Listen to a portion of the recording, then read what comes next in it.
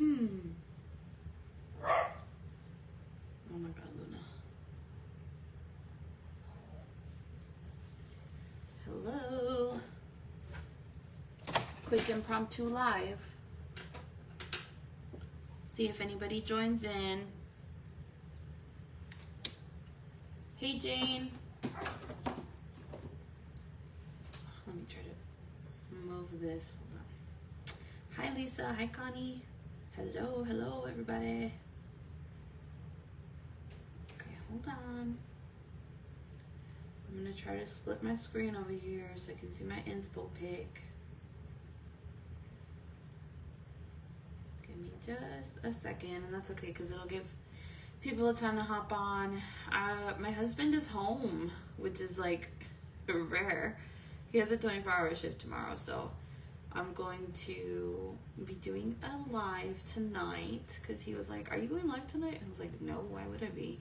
And he was like, "Well, why don't you?" So here I am. Because I was like, you're right, I don't get to do that so often. So let's see. Hey Deborah, hi Sarah, hi Kathy, hey Jessica, hello Connie. Did I ever say hi to you, Connie? If I did, I'm sorry. How's my day been? My day has been it's been good. It's been really good. Just painting, hanging out with the kids. It's been too hot. I don't know, I've had a lot of anxiety today, so I'm hoping that I kind of just like simmer down right now. I hope that this kind of just like relaxes me a little bit. Let me move this down a little bit more. See if it stays. I don't know why, but this thing like likes to, my phone holder likes to go up and down. So I am going to be doing a, you bought a wet palette? That's awesome, Jane. How do you like it? Let me know if you have any questions with it.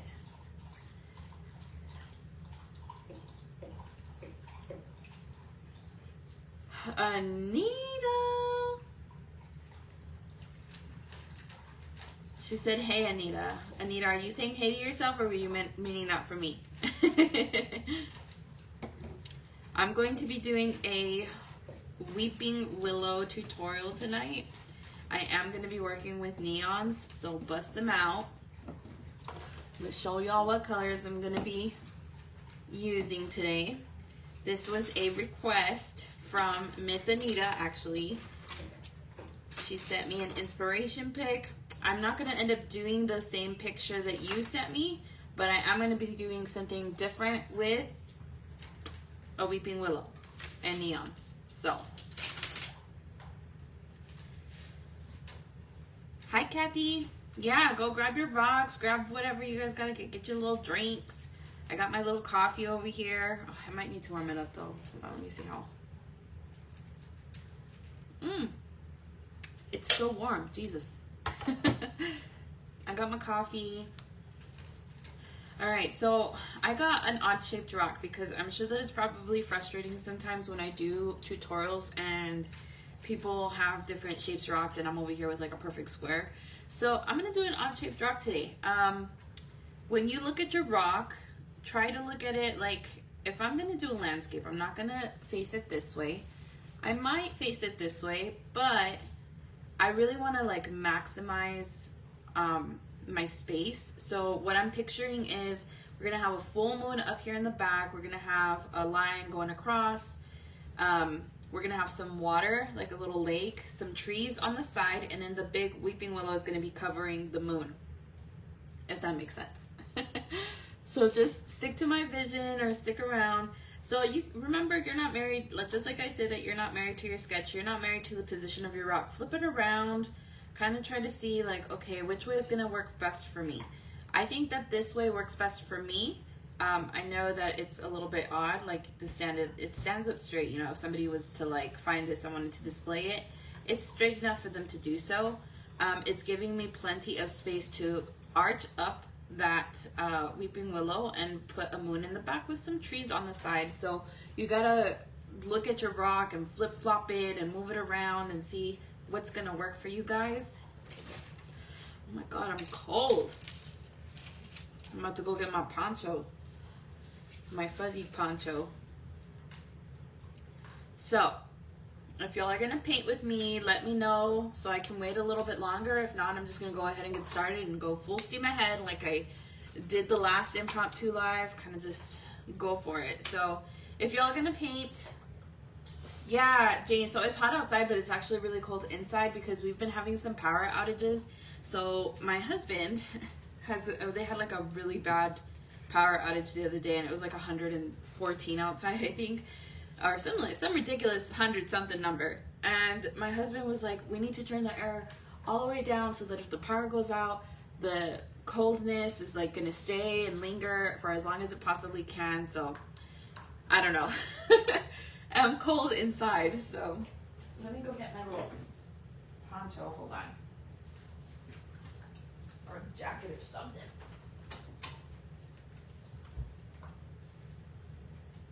Okay. All right. Anita, why are you nervous, girl? Nobody's watching you. You're good. All right. Oh, Lisa, you're totally okay. Connie's painted. Connie and Anita so far. All right. Well, that's cool. You guys are more than welcome to watch the replay. And I know it's a little bit different because I like flip-flop from here to craft. So I'll do a live in Wanda's group, and then I'll do a live in Heather's group, and everybody's like, ah, where are you? So I don't know why I am this way. I kind of just like to share the love because these two ladies have shown me so much love. So I'm like, if you let me, I'm going to be there. Okay, so I'm going to start by, of course, sketching out my line. I'm going to look at my rock and go, okay, I kind of want to do it maybe like a third of the way. So I do want to give myself some room for, you know. Oh, I was going to show you guys what colors we're going to use. Sorry about that. All right. I'm going to be using some blue. Right? So get like a really dark, like nighttime blue. And if you don't have blue that's like this, excuse me. Like let's say that you have a lighter blue, you can always mix this blue with some black to darken it up. So looking for like a midnight blue. Remember, your colors don't have to be exactly like mine. I'm gonna be using also some of this bright aqua green. You can also do some baby blue. If you don't have an aqua color like this, you can always mix some blue and maybe like a really bright vivid green with just a little bit of white, and it'll come out to something similar to this. So grab like an aqua color, like sea moss type of color.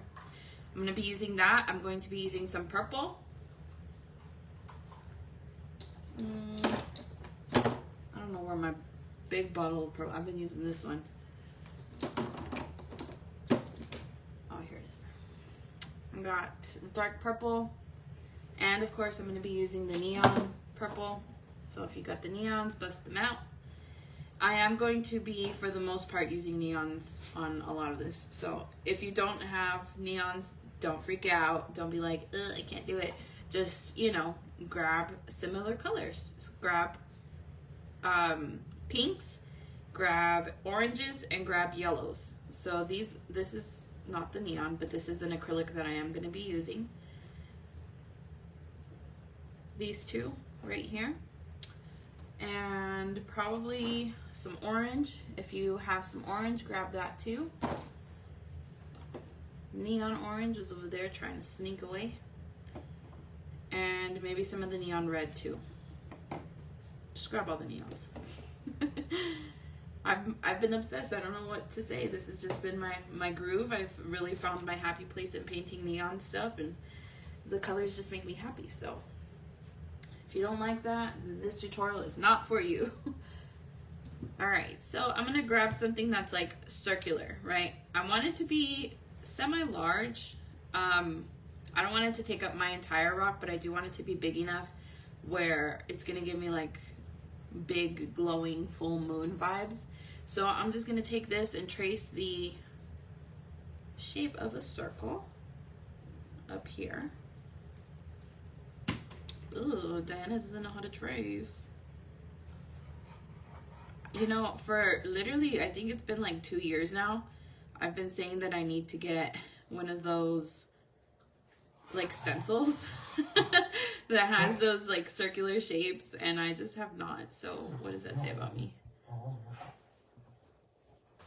Okay, so Lisa, what were you gardening? Everybody's been showing me these like elaborate, beautiful photos of gardens. Deborah just sent me some like gorgeous flowers, and I do not have a green thumb, and it makes me so sad because I wish that I could be like you guys.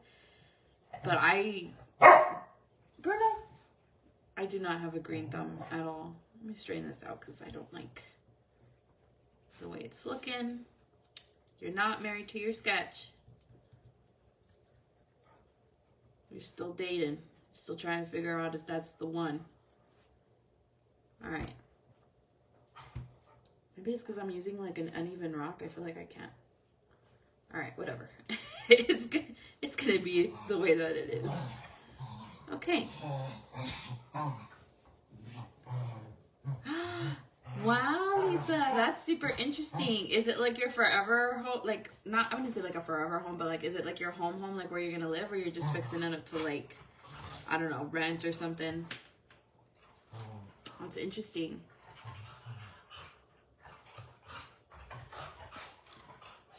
Okay. So from here, honestly, super duper easy. I'm just gonna draw a little line for my bank. That's it.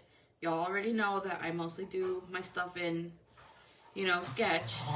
Let's kind of go, maybe not like halfway. I know that I'm gonna want my tree to be here. Like most of the tree is gonna be covering the moon. So if you want to do that, like create a little guide for yourself so that you know where your bank is gonna be, do that. This is where my tree is gonna be. It's gonna be covering half of the moon, and it's gonna come down. So make sure that your bank is giving you enough space. Let me make it a little bit thinner. It's gonna give you enough space for a big, beautiful, voluptuous weeping willow to be here on the side, right? So this is where my tree is gonna be, and I'm just kind of placing my stuff around where it's supposed to go. You guys need me to hold it up? I'm sorry about my dogs. I don't even know what to say about them. Can you guys go fight outside? Please. Jesus. Let me see. Lisa, look at you. Good for you for, you know, going forward and making your forever home and your peace. Sorry to hear that.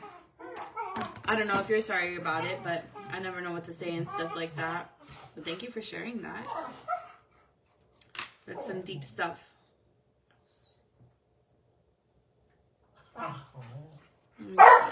Bruno! You guys, like, you literally fight all day. All day you guys fight. I don't understand it. I know that you guys just want to play, but my goodness. Take a nap. Oh no, Jessica. Yeah, I have a plant that's been sitting up there, and it's just that poor baby has like died. Lisa, good for you. I just want to hug you. That's so empowering. That's super empowering. Good for you. Good for you. Remind me to PM you later. I have a little story I want to share with you in private. Okay, so I'll send me a little PM and be like, little eye emoji so that you know the chisme.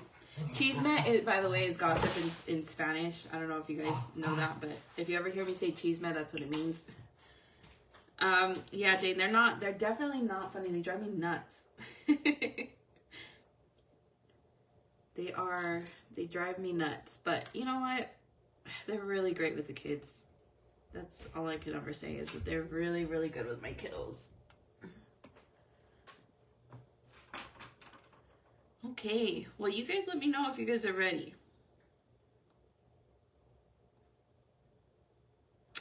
Hey, Jax.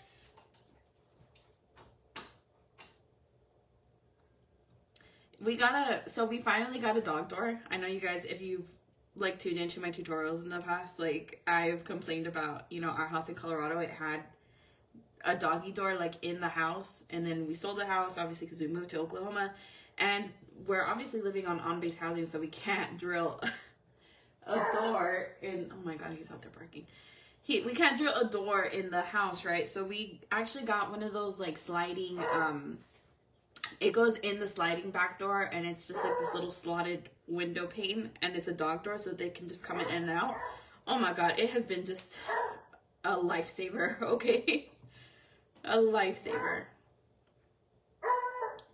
Jesus Christ, Bruno, I am so sorry. If it's not the kids, it's the dogs. All right, so from here, I'm going to draw kind of like a little guide for myself because, so look at my vision, right? I'm going to have some blue up here, and then it's going to fade into some purple. And then right about here, we're going to have like a nice little yellow gradient. So that's just my own little sketch guide for you guys so that you can see like how we're going to blend those colors down. And I'm actually going to start with some yellow. And remember that this is not your tree sketch, okay? This is not your tree sketch. We're going to actually just paint the tree straight like that. Like, I don't even want to draw it into the painting. So that was just a little guide so that you can kind of measure yourself where your bank is going to be and where you want, how tall up you want your tree to be. But we're going to paint this white. We're going to paint the background. And then we'll start adding in all of the little fun stuff around the side, okay? Ooh, Jessica, what are you making for dinner? Girl, you didn't invite none of us? Let me grab a brush to lay color down that I think is semi-clean. Let's see. It has passed the rag test. No, it has not. Look at that. Oh my god. I would have completely painted. I need a new brush. I need to clean my brushes. I say this every single live, and I just never do. Let's see if it passes the rag test. Okay, it's wiping off semi-clean. So, okay. This is a brush we're going to use. I'm just using a flat head brush because I'm going to lay down color. So I don't want anything too like elaborate. I'm going to grab some yellow, which I am going to be using a more golden toned yellow. This is the deep yellow from Wanda. If you're using like Liquitex or any other colors like that, cadmium yellow is like the closest color that I can recommend. So let's just grab that and just lay it down across. If it's too dark, like mine came out just a little bit too dark, I'm just gonna add a little bit of white. Just lighten it up just a little bit. We still want it to be bold and like in your face. And I'm just gonna add more white to my palette over here. Y'all remember when I did my the mouse tutorial and like this was semi not as full? Like look at that. My wet palette still keeps my paint's fresh, and I have been using this palette for almost a week now, so I'm probably gonna end up changing it before I finish the mouse up.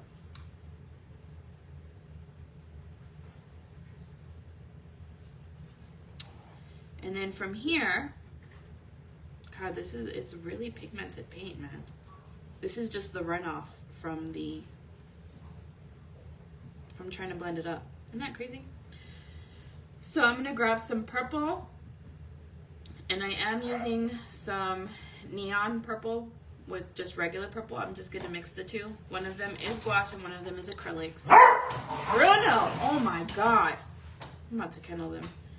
They just, no choice but to bark inside their kennel. Alright.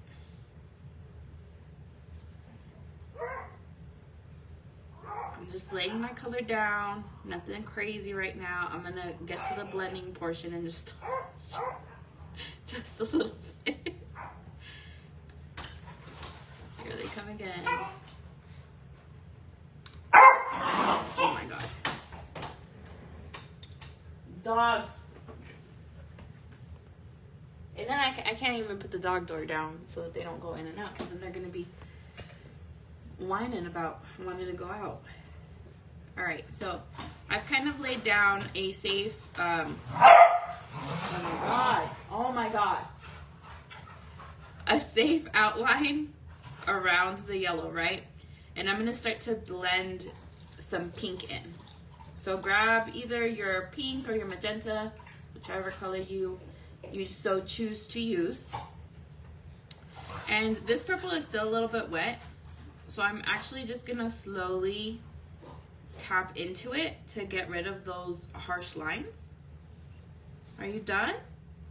Are you done chasing each other around? You guys are like that fight scene in The Lion King where it's Simba and Scar are going at it, man. They sell these lion manes on Amazon that you can put on your dog. And I've sincerely considered buying them one of those so that they can, obviously closer to the fall because it's way too hot right now, so that I can record them fighting, like, because that's what they look like. I have a video of them actually doing it, and I'll send it to you guys. I'll post it or something. But it's actually pretty hilarious. So what I'm doing is I'm grabbing my brush. It's not a Fred brush. It's kind of like a used up, I guess it is a Fred brush, but not as like Freddy as you would think. I'm trying to use the top of it to kind of pat into it to get rid of any harsh purple lines. And I'm just gonna blend that out. I'm gonna add a little bit of purple back into this side because it's already dried up. A little bit of the acrylic. I'm just trying to get like a really deep, pretty purple. It's already dried up. I didn't work fast enough, and that's okay because if you're not working fast enough, then I'm right there with you. I'm gonna rub off all of the purple that I can, and then grab some pink and just tap it in slowly.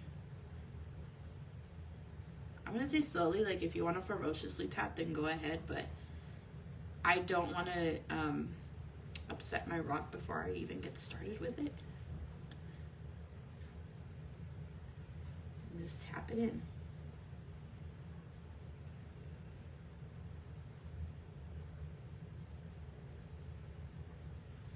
Okay, so do you guys see how I have streak lines here?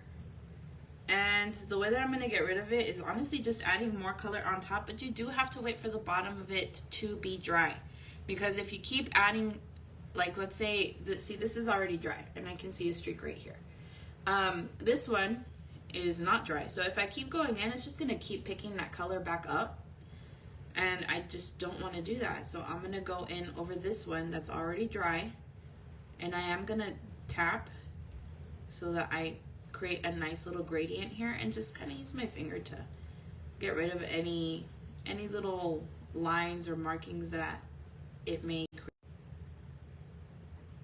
Oh my god, did I lose you guys?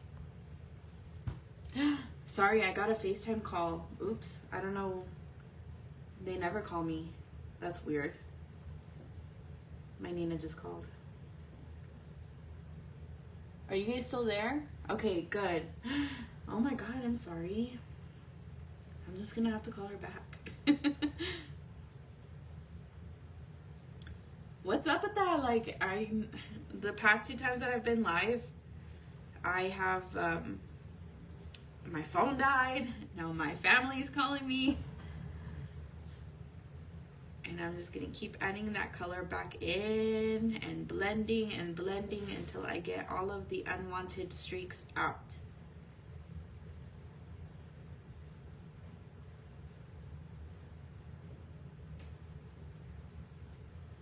Let me text her real quick so that she knows I'm alive.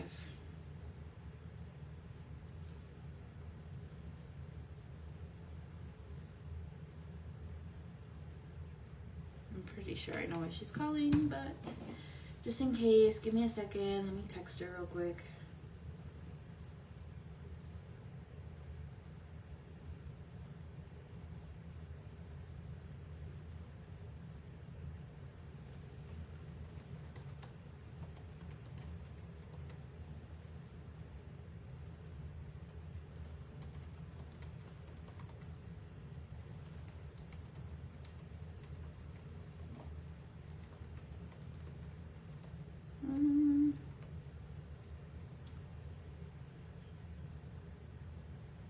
Gotta make sure everything's okay too.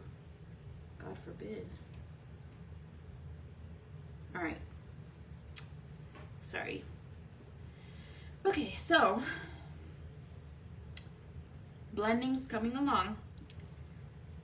I'm gonna make sure that all of the purple is off of your brush. Don't go in all hot, heavy-handed over here. And I'm going to add my white in because it's already obviously dry. I mean my white, I said white, I meant yellow. And then go in with the pink.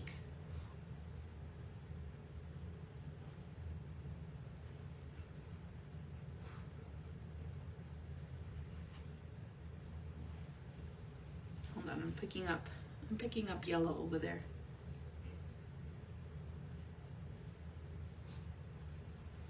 And I'm just gonna continue to pat down until I get a nice smooth like orangey blend.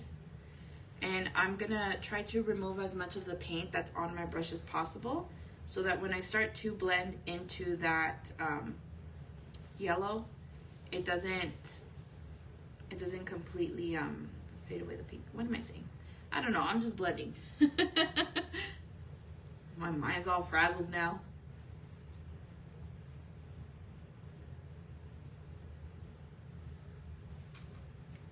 All right, and then also, let me grab my brush real quick.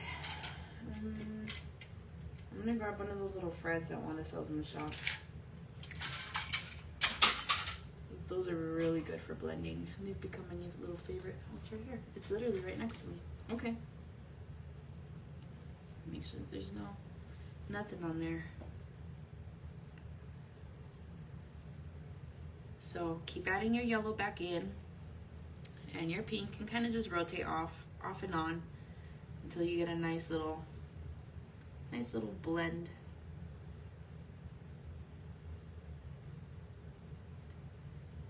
And yes, I do use my finger a lot actually to blend in and get rid of like little harsh lines. It's like makeup. I feel like a lot of painting is a lot of the techniques that are used as in makeup artists and stuff. I think that's probably why Wanda is so good at what she does. I'm pretty sure she used to do makeup. So I'm gonna add my pink in, and then I'm gonna try to quickly add my yellow in.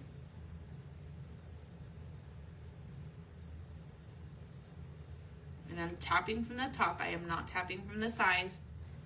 And why do we do that? So that you're not creating streaks, you're creating texture in your tapping, in your blend.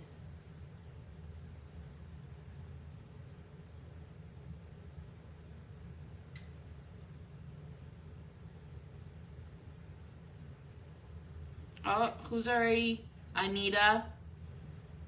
Anita's over here already doubting herself.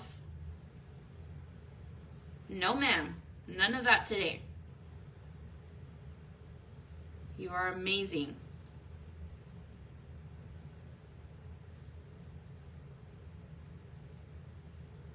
You know, a lot of people don't know this, but sometimes when I really like a rock and it really like speaks to me, I try to like slide into people's DMs and be like, hey, you gonna sell that? So that I can like buy it from you.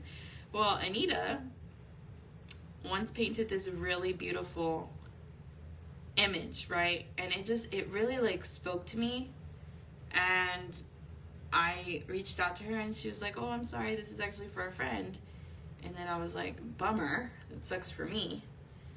And then she ended up like making me my own, and it was just like the sweetest thing ever. And I own a piece of her art, and it makes me happy every time I look at it. And it made me push through a lot when I was feeling down about my schooling, and I'm putting in some yellow here. And when I just didn't want to like do my schoolwork, I would look at that, and it's like this image of this I'll show you guys actually. Hold on.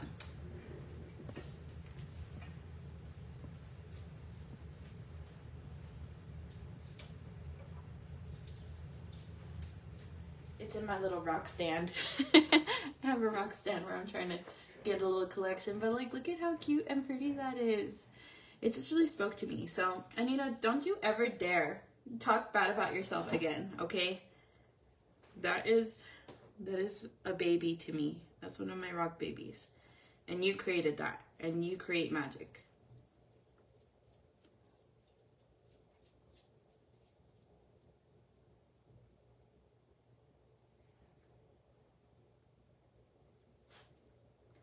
Alright, so I got my, I don't know why my blending is just not working for me tonight. It's okay. It's going to be covered by trees, I've decided. Alright, so we got like a little Simba looking sunset vibe going on here, right? I'm going to go in and grab a different brush. You don't have to, you can use the same brush. I'm going to grab some blue. Oops, and grab the black.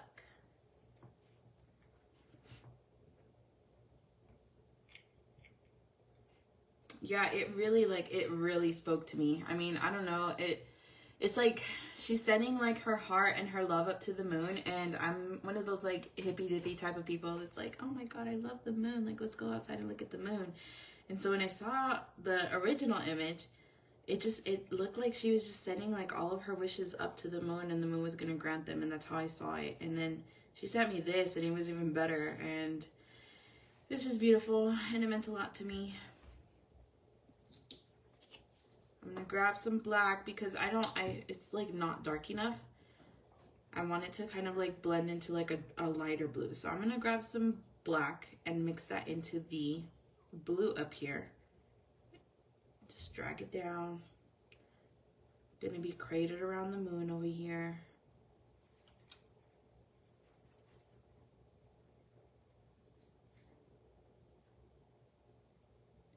And then stop at your line because we're gonna do the same blending technique. So if you needed a blending tutorial, then this is the one.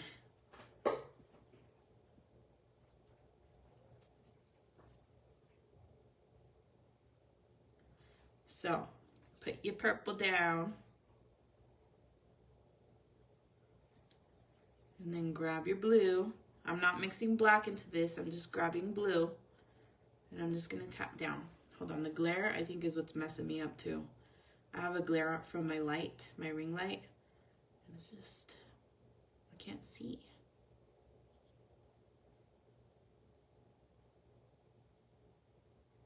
I'm gonna drag that blue even further down so that it kind of like envelops. It doesn't really matter because we're gonna cover this with trees anyway, but you just need that color in the back over here.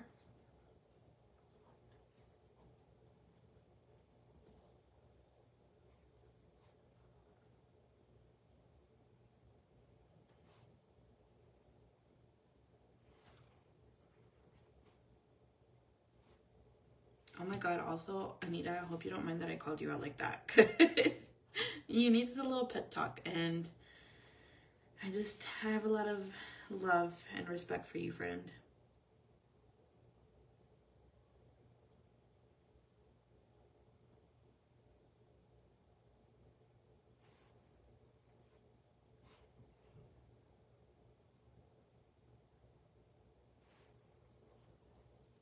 Hey, Crystal. Oh no, are you stuck at work? Or are you hanging out? Do you have a life and you're just like out at the clubs right now? Having fun. Hey, Connie. Hey, Tina. Hello, friend. Hello, other Tina. My two Tinas.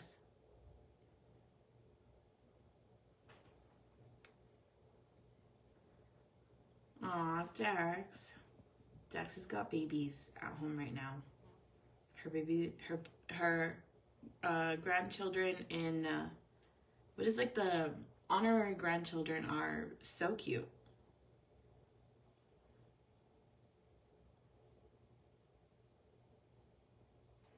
All right, I keep picking the purple up from here. You see, even Diana is like not perfect.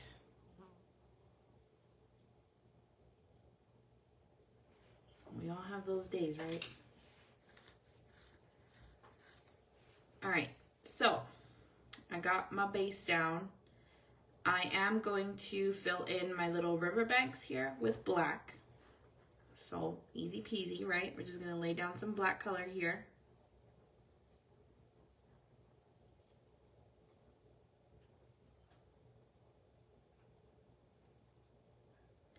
It's kind of hard to like not see the vision when I don't give you guys a inspo picture, isn't it? This is very impromptu. I didn't have the time to like make the event and stuff. I might even make this bank skinnier up here like this so that I can have more room for colors and water and all of that good stuff. Remember, you're not married to your sketch. Here's my sketch and I'm not following it.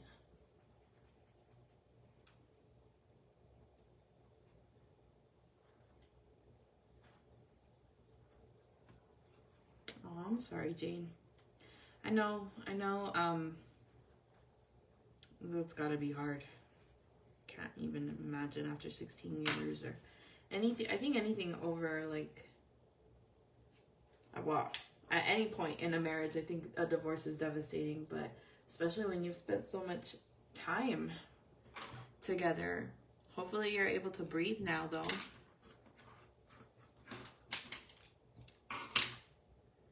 Let's see. So what we do to one side, we have to do to the next, right? So I'm gonna grab a brush, probably like a, let me look at my little collection of brushes here. This is very soft. It's very floofy up at the top. It's a flat head brush, but it's, you know, a little bit separated. And I'm just gonna lay my color down. So I just grabbed this one because it's clean, unlike the other one. And I'm gonna bring that color down. I'm gonna keep this here for my own reference. This little pencil mark.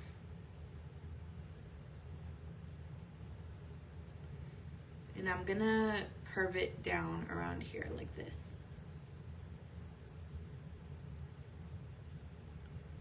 Maybe add a little bit of white to it. Lighten it up in the center.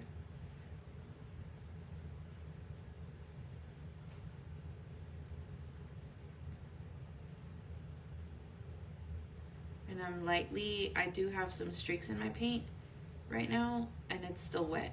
So I'm just gonna very lightly go over it to try to get rid of some of those streaks. And make it a little bit smoother looking.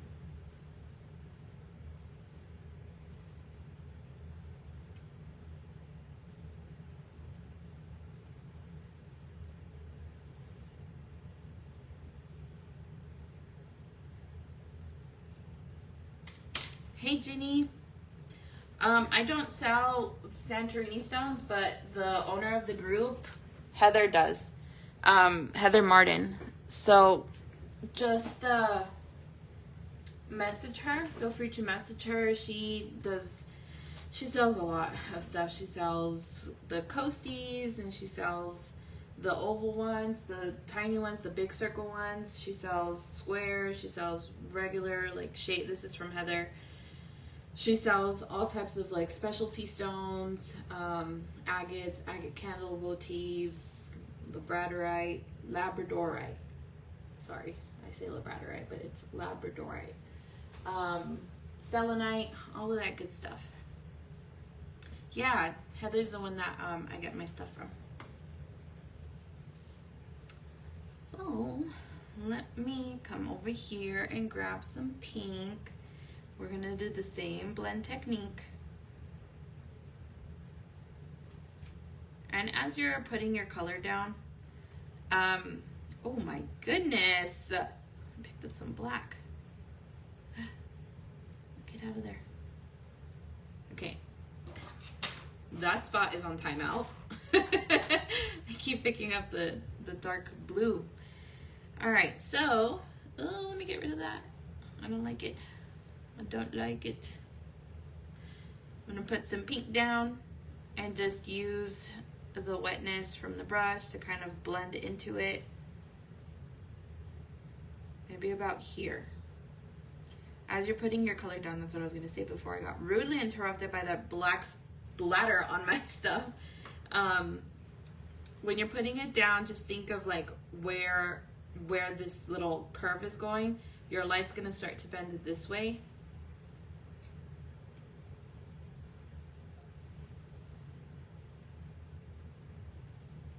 And I'm just gonna tap.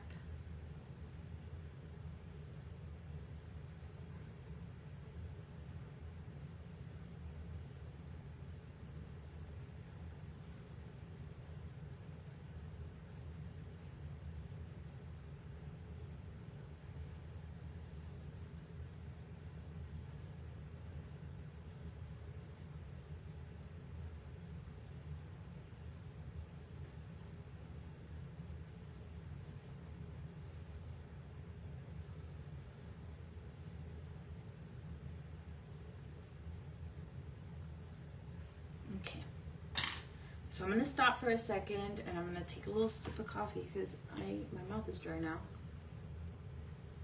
Catch up on some comments.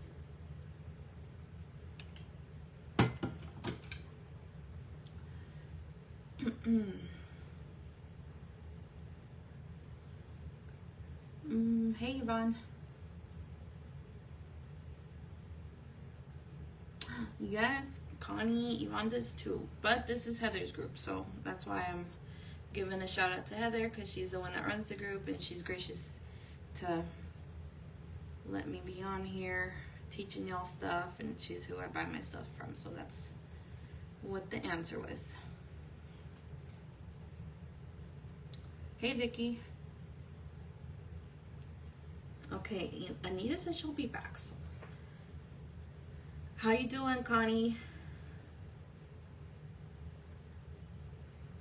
Are you still painting along?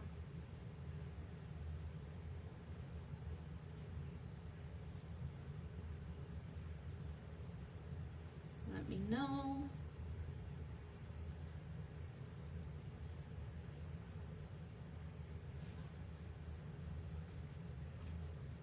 Aw, you're so sweet. Thanks, Vicky.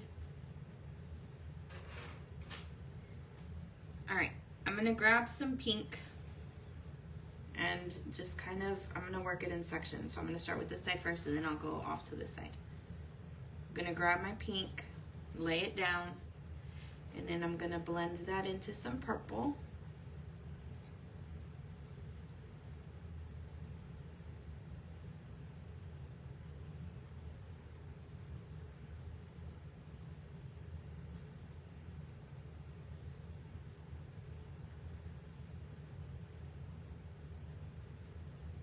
And I'm just very lightly tapping it in from the top so that it creates a nice little gradient.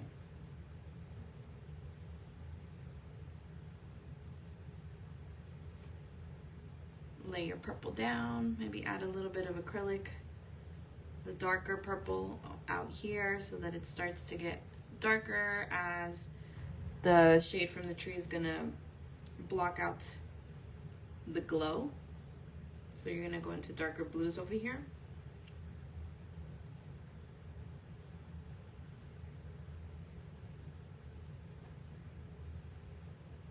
Okay, Connie says yes. Cindy, oh, you did go get the shelves. That's awesome. I'm glad that I could help with that, because those, I love them. I love the way that they look. Well, I don't even know if you got the ones that I sent you, but yes, girl, yes. Okay, Jessica, I totally missed it if you said what you were making for dinner. I'm interested. I want to know what other people eat.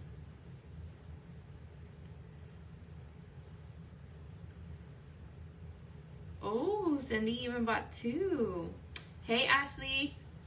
Thanks, Crystal. I can't wait till you go home and paint this, because you're going to paint this, right? I hope. Hey, Leslie.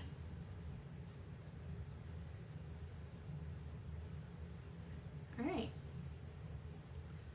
Am I even in the cat? I haven't even, like, looked. Is the rock on cloth or paper towels? It's actually on a burp rag. So I kept all of my burp rags when I stopped breastfeeding my kids, because I mean my oldest is almost 3, so I have like tons of them. from all of my kids. And so I just cut them up and I end up using them, and it's been a lifesaver against using paper towels. I just toss them when they get too stiff, because this one's starting to get there where it's a little bit too stiff for my liking. It starts to get hard from the paint, but I mean, it's just a lifesaver because it's right underneath the rock. It prevents a mess. I mean, sort of. I have some stains over here, but it prevents a mess, and it's just quick and easy and reusable, you know. I mean, I always recommend that, or if you don't have, obviously, bird rags, then you can just get any plain old rag from the Dollar Tree or anything like that. Ooh, Jessica's making ziti pasta with salad. Hey, bestie. Heather. Oh, Vicky. So I have some shelves where I keep my... Should I show you guys? Hold on. Little impromptu... Should I just show you my little impromptu art space tour? I say tour. Hold on. Let me unplug you. Oh. Okay, so these are the shelves that she's talking about where I keep my rocks. I got this little cube organizer at Walmart. And here's my little stash. And then this is just like my whole art area. So, anyway, we're back after this short commercial break. Okay, now I gotta get it fixed.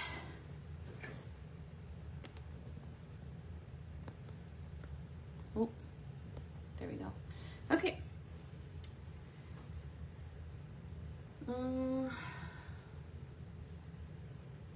Heather's eating cake.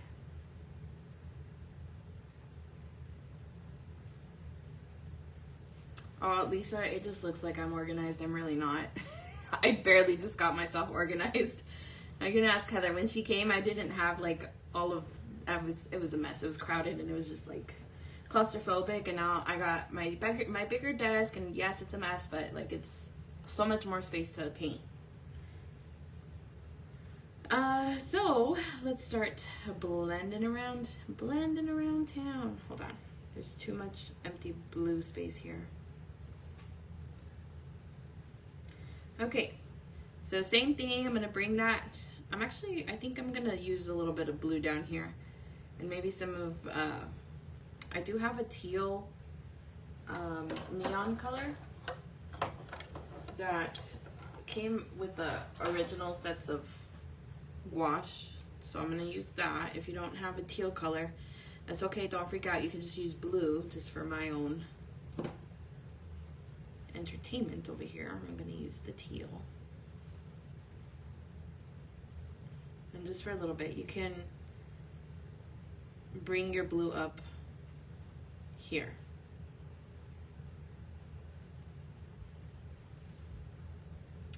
And I'm gonna bring some purple in. Kind of tap that out as well. And from here, let's add in some more pink up at the top. And I'm gonna do this part a little bit fast because I want to show you guys what I'm gonna do. So this is my pink that I'm laying down. And I'm gonna grab some of that teal and maybe a little bit of blue, a little bit of purple, just kind of dip the brush in all sorts of colors here. And I'm gonna create these little lines that go down. You can use a fine liner brush if you want, or a scraggly thread brush if that's easy for you too. I'll probably end up switching to that. And I'm just gonna create some lines, just a little bit. Hold on, if you're painting along like Connie is, save this part for the last, but know that that is why I'm putting the blue down here, because I'm gonna create the shadow of the stuff. So let's wait till we make your actual tree, and then you can make your shadow to match the reflection. If that makes sense? Okay, so stop what you're doing. If you were blending along with me, Diana doesn't know what she's talking about. And let's just keep blending that purple and that blue out, and then we'll come back and add that in later when we add our tree in. And I'm just laying down some purple, maybe mix a little bit of the acrylic in with it. I need to put more on my palette. I love the Rainbow Roll Cart too, Tina, but it's like, it gets flim. I don't know. I'm pretty sure it's just because mine is too overflowed with stuff. Like all of these heavy paints, and it's given up on me. It doesn't want to be here anymore. It's like, please set me free, master. It's very wobbly, so I have to keep like adjusting it. I mean, tightening the screws. I'm almost out of my magenta. Yes, Shirley, they're Wanda's neons. All of these wonderful colors. Where's the blue? Oh, it's right here. They are Wanda's neons in the orange and the red.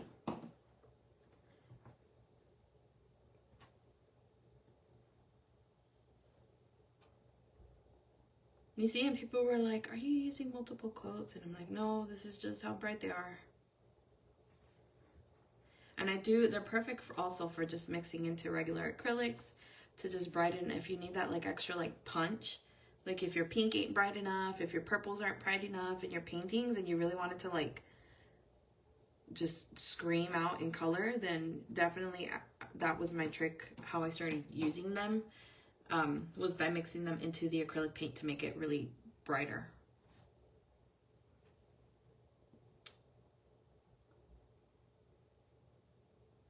Wait, who's painting their first agate? Hold on. Heather, you're painting your first agate. I'm so proud of you. Jessica's is really good. She showed me.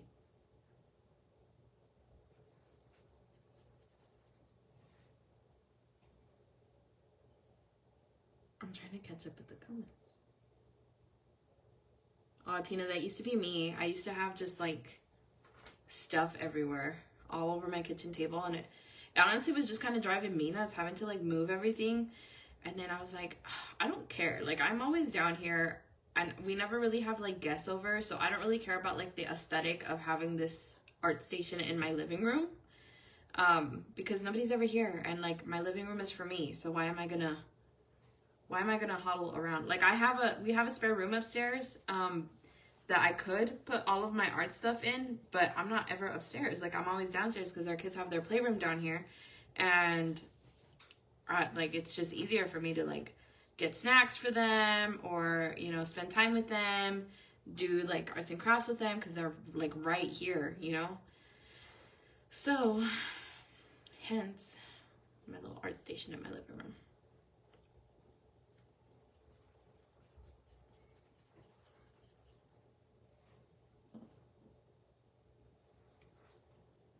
Yeah, Jessica has to post her agate. It's really good. It's like really good. I love it. I'm not going to tell you what it is because I'm not a fun spoiler, but it's really good.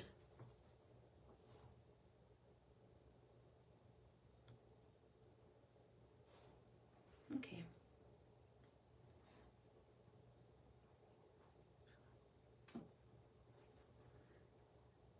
Do I use expensive brushes? I don't. I do not, like, at all. I have always said, like, don't get the most expensive. Well, for me, I don't get the most expensive brushes because, honestly, most of them end up looking like this. Look, this is, like, the Freddiest of Fred brushes.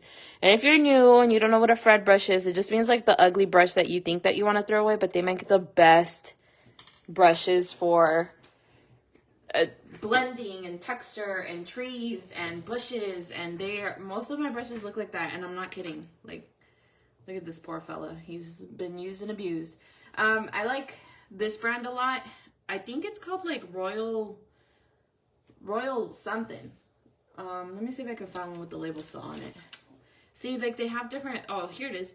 Crafter's Choice, Royal and Langnickel. You can get these at like Walmart or Hobby Lobby, Michael's, any craft store. Mostly I found a larger variety at Hobby Lobby. They are a little bit more expensive at Hobby Lobby than they are at Walmart, but they sell them at Walmart, so why not?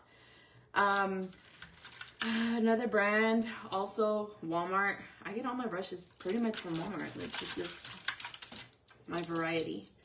These, the gray ones, I know I got at Joann's, but look at how used and abused this one is.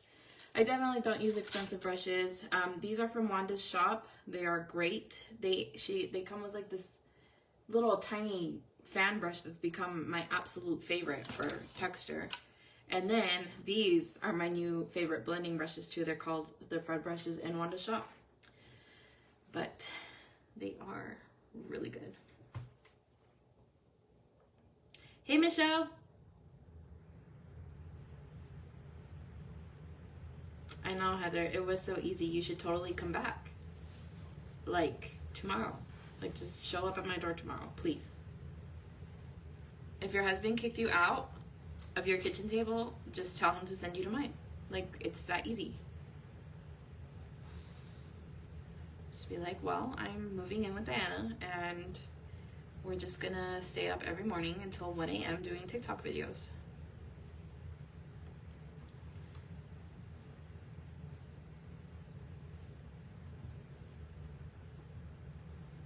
Yeah, no, I'm not even kidding. Like, they're so soft, and you wouldn't think, like, honestly, when I first got them, I was like, man, that doesn't look like a Fred brush. But then I started using it, and I was like, oh my god, the blending is so good. So here we are. This is what we've done. This is the end of the tutorial. Just kidding. I'm gonna fill in my moon with some white. Just white, nothing crazy. It's probably not even gonna be an exact circle, so don't stress about this moon being an exact circle because it's gonna get covered up by the tree. This portion of it, you do want to have kind of like semi look like a circle. You don't want it to look like a little dumpling.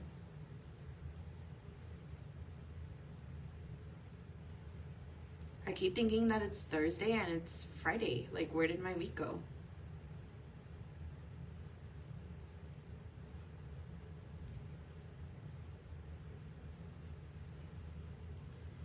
So I'm just gonna lay down my color.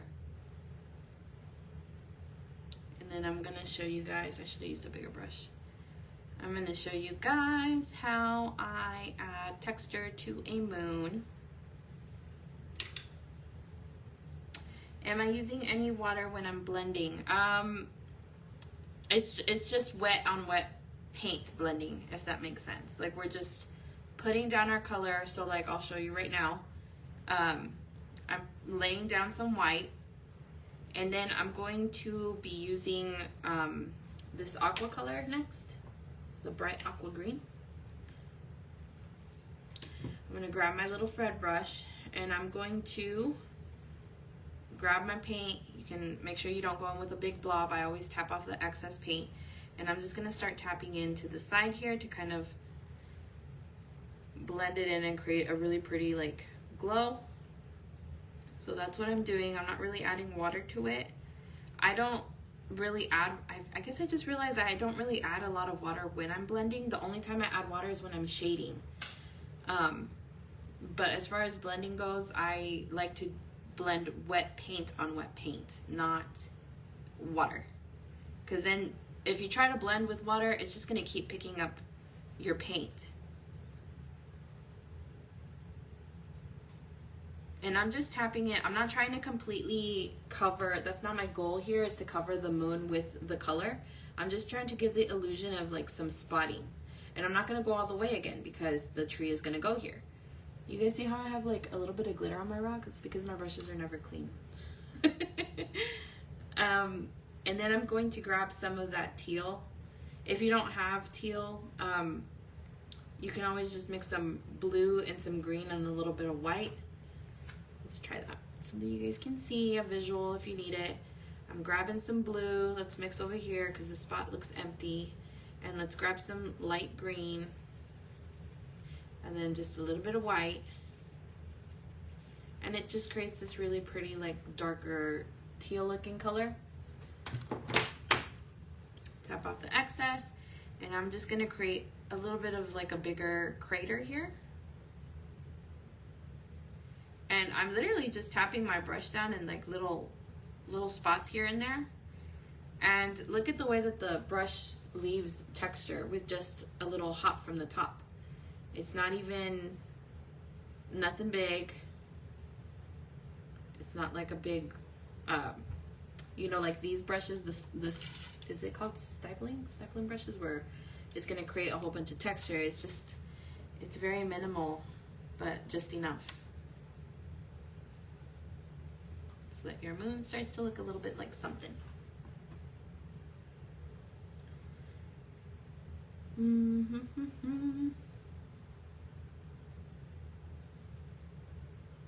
Oh my God, please Heather, do not make me do no more TikToks. I can't. You know how many times I missed that step, the little step with the hand throw back? That thing was so painful to do, to rewatch, because I was always like off of beat. I know, don't look at my brushes. Oh, thanks, Shirley. They look pretty terrible because I have an allergy to UV lights, so I can no longer get gel manicures. So I learned how to do my own like dip nails, like the powder dip, because you don't need a UV light for that. And I'm not gonna be going, like, I don't have the time to go to the nail salon because my husband is always working, so I'm not about to drag 3 kids over there. That's like my me time. So I learned how to do my own nails at home, and I'm trying to learn how to do like a fade, and it's obviously not there yet, but I'll get there. I'll get there. So from here, let's try to start doing our moon. Let's grab a brush that's not really like it's like a very thin round brush. It's not a fine liner. It's thick enough where if I want to do a thick base, it's gonna give me that space to do that. But not thin enough to where it's gonna create a stick line. I don't want that. Crystal, yeah, my fingers, they look like sausages. They swell and they get super red and itchy, like incredibly, like you cannot stand the itchiness, and they get so swollen, they look so fat, and then it just gets red and puffy, and then once it starts to like settle down, it like they turn into boils. I know that's gross, but like I think it also needs to be said because a lot of people do UV work, like with the UV resin, and it's not something that I was like, here I go, it's my first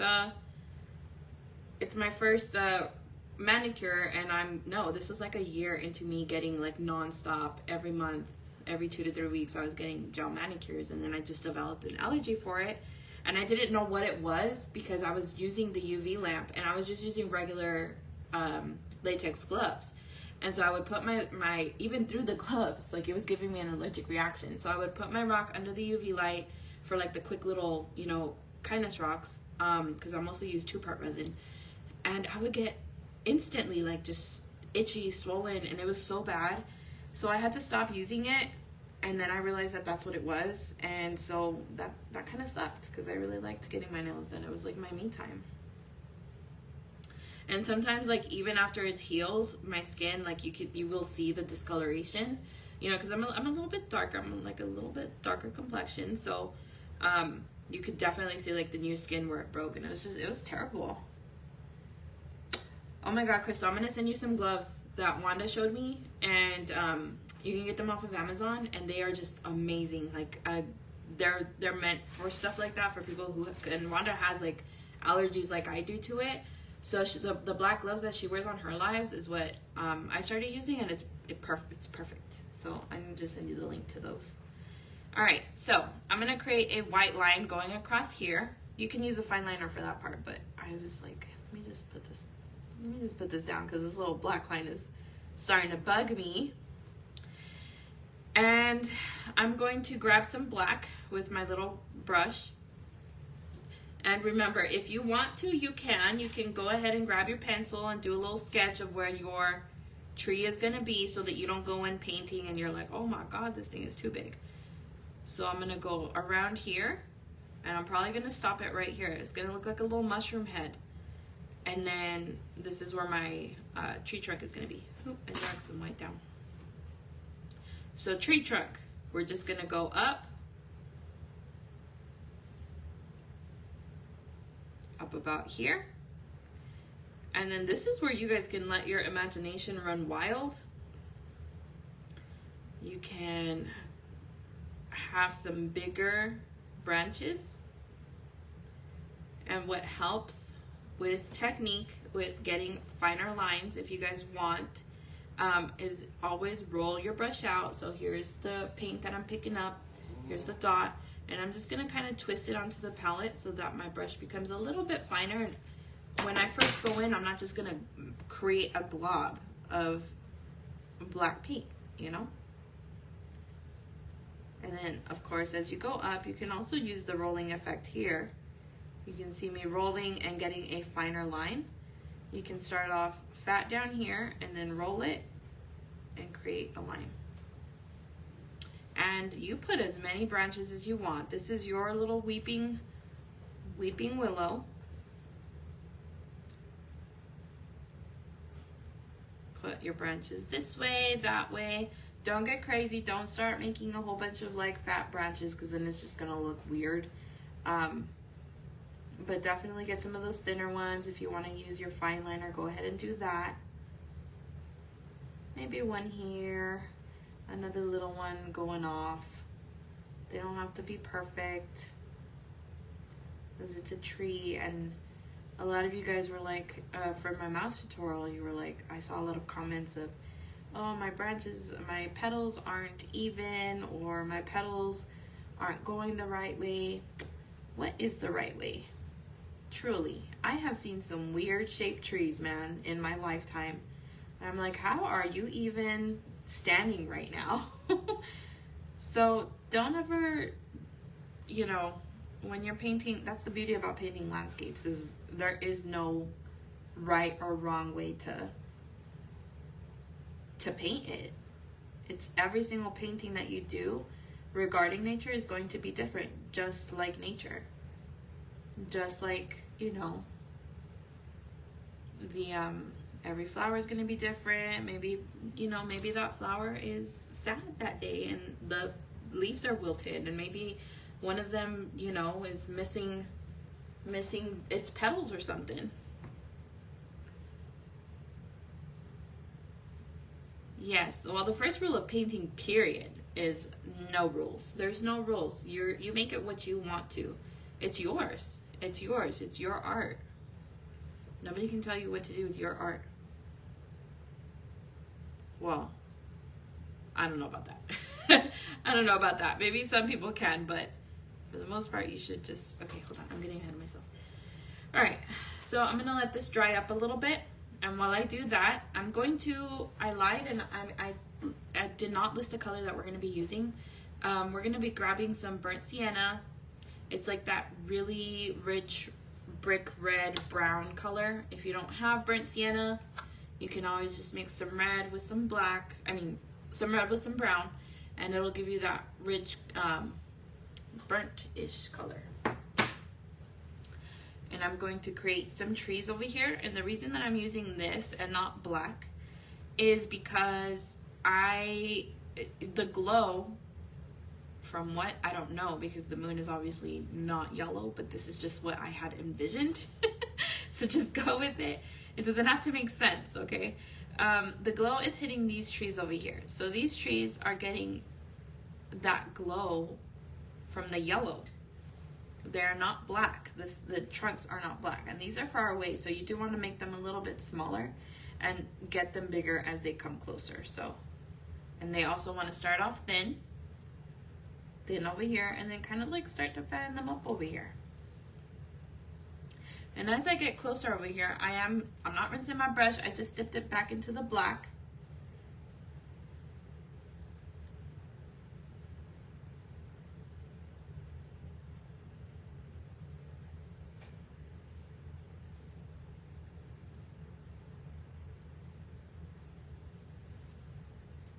You can even make these just a little bit taller, so that it does look like they're getting closer.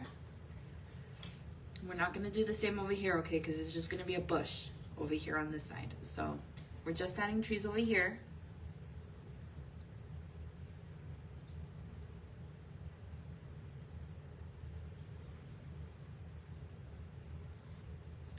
And then from here, I'm going to grab a sort of small Fred looking brush. And yes, you're going to hear me referring to them as Freds a lot. And this is one that, poor little fella, he used to be a fine liner and now he is not. Can you see that? He's just not. He's had a rough life, man. So I'm just gonna spread him out. Gives it a kind of nice little, he looks kind of like a little rake. I'm gonna grab some of that aqua color, this bright aqua green. I'm gonna grab my brush and dip it into my paint. And then of course, I'm gonna tap off the excess paint to make sure that I'm not gonna just glob it on. And I'm going to use the edge of my brush to create some texture down here. And this is gonna be for like ferns, some grass growing. If you do not have a brush that's like this, that's textured, I did do a quick little tutorial on how to make your own, which I can show you guys in just a little bit.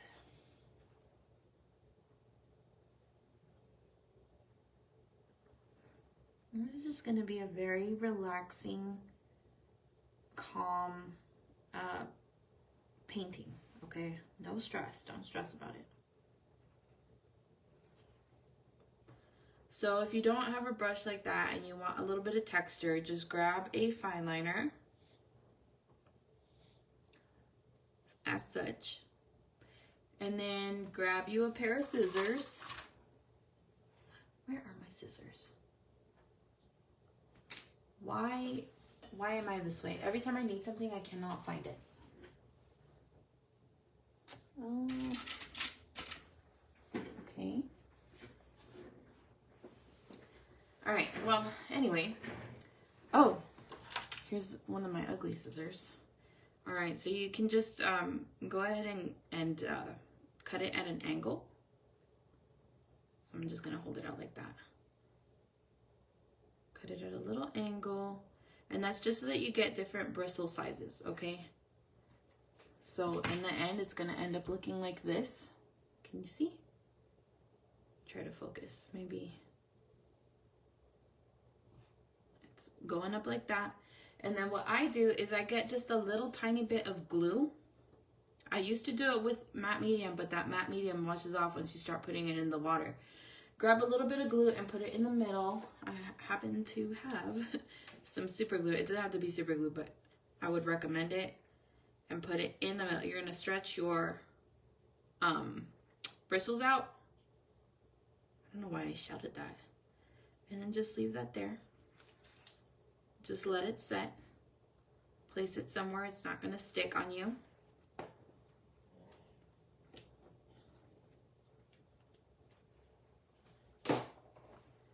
And this is what it's gonna end up looking like when you're done with it. If you can see, I don't know if you can see. My phone doesn't like to focus. And that's gonna be great for, I'm gonna use it right now. It's not dry yet, but I would recommend waiting until it's dry. I'm just impatient. And it's perfect for doing little designs like that. Like if I wanted to put a bush here, and you can twist it around in your fingers so that you get different shapes, different textures coming out like that. So there you go. Just gonna rinse that off a little bit, and I'm gonna let the super glue dry. And you have a really great brush. Yes, Tina, that's right. It's perfect for fur as well. That's also how I was doing a lot of my fur and my feathers at the beginning of my neon series. And great for textures like this. We'll probably end up using that brush for the Weeping Willow. What time is it? 7. Okay. See if my Nina ever texted me back.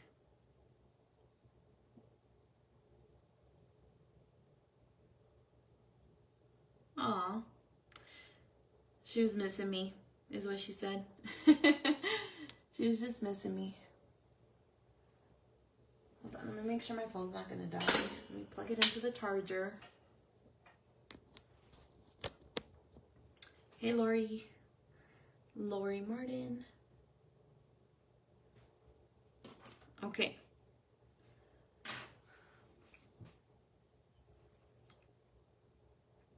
So from here, I'm going to start adding in my trees.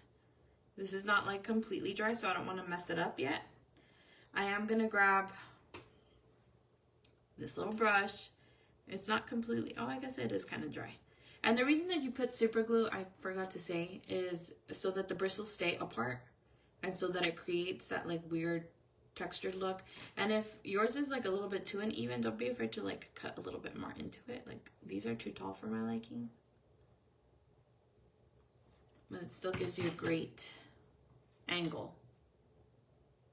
So I'm going to grab some pink, some of the neon pink on my brush, tap off the excess. That's why I have so much paint on my rag, is because I'm always tapping off the excess. And you're probably like, Diana, that's a waste of paint. And you know what? It probably is, but it's what works for me. So if it doesn't work for you, then you don't have to do that.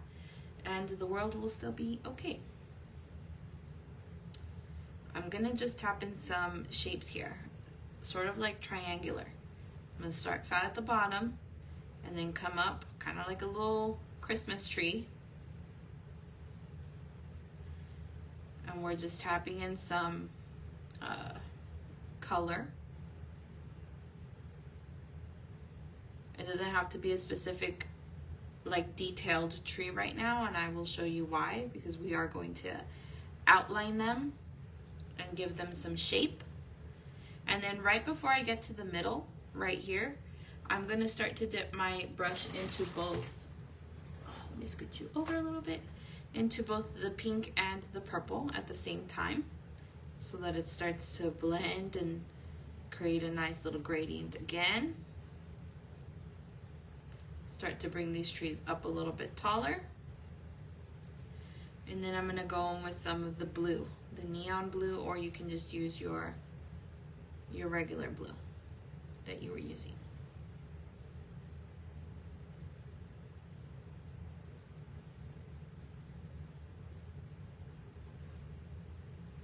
And I'm tapping from, I'm not going like this, I'm going straight from the top, because that's how you get that texture. Did you just hear my mom voice come out? We're gonna do it this way, kids, because if not, then it's my total mommy mode.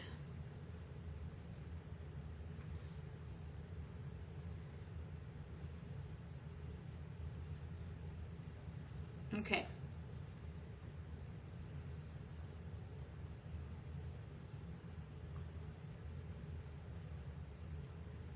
Anita, I switched to, hey friend, I switched to super glue in the middle of the brush because it stays longer, like since I'm, you know, constantly rinsing my brush off, it lasts longer than the matte medium, because the matte medium will wash off and then your brush is just a fine liner again. I mean, it's not going to be an exact fine liner, but it'll be, you know, prettier than what you want it to be. So I'm going to grab some yellow, some of that bright golden yellow. I'm going to dip it into a little dash of neon and maybe just a little bit of white. And I'm just gonna mix that around a little bit. Make sure you tap off the excess so that you don't have a blob. And this is the part where I do want to start to get a little bit, you want to make sure that it's brighter than this color. So if you need to add as much white as you can so that it's almost white, then go ahead and do that. We're gonna just shape this tree out, and I'm just outlining the edge of it.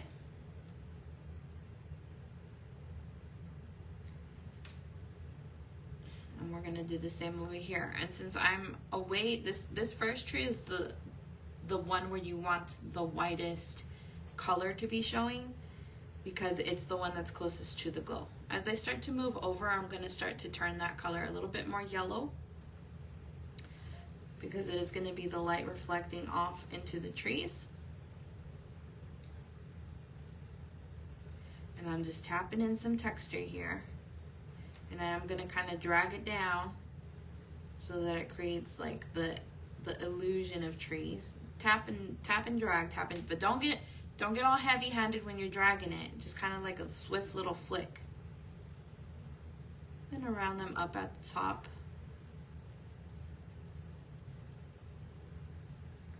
Maybe add a couple branches in the middle.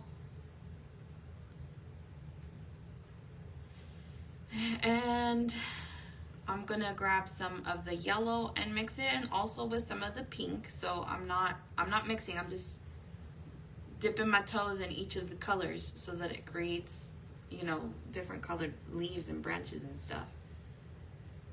The blue is a little bit wet underneath, so I might pick it up with my brush. So if yours is, if you're seeing that yours is still wet, go ahead and wait, because if not, you're just gonna create like a greenish color in your trees. We're not trying to do that. So dipping it into the yellow, into the pink, and just creating some texture over here in the trees. Nothing too detailed, and even if every single tree is not defined, that's okay too. Don't forget about that. Like, it's just gonna look like a blur. Those are off in the distance. They're off minding their own business, having a good night. They don't want to talk to you. They're just dancing in the moonlight. Dancing in the moonlight. A quick flick. I just kind of like, I don't know. It's like Wingardium Leviosa. So now that we are here, let's start filling in this water down here. Where's my... So I'm going to use this pointy round brush again. And I'm going to grab some yellow and maybe some neon yellow. I need some more neon yellow on my palette. This is when I need an assistant to come and help me. Where is my daughter when I need her? She's so cute. She always wants to help me do stuff.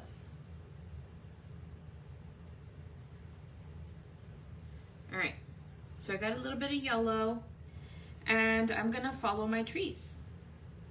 So here's one tree, and I'm just gonna very lightly swish it back and forth. And it's okay if it bounces off the rock and you leave a little bit of an empty space, because it's water.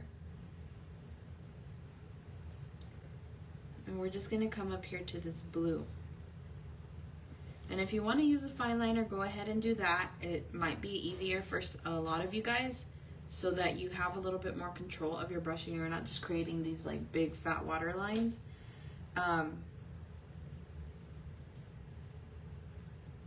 don't know why I'm using this one. It just feels comfortable for me at this moment. So do whatever is comfortable for you. And it does help to add a little bit of water to your paints. So I know that this is weird, but I like, this is my little mixing station sometimes when the thing is too full. I'm just gonna add a tiny little smidge of water. Make it easier to move and glide.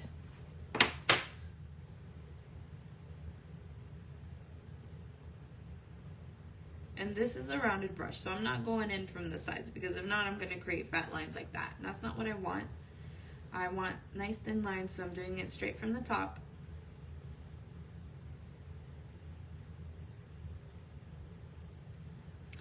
And then follow your trees. So if you want to do skinny, tiny lines of light, go ahead and do that. That's cool too. Remember that you're not trying to completely cover up the water underneath. You're just trying to create the reflection that's coming off of the trees. I don't want them to touch. I do want a little bit of space in between them. So this little line's gonna be a little bit thinner.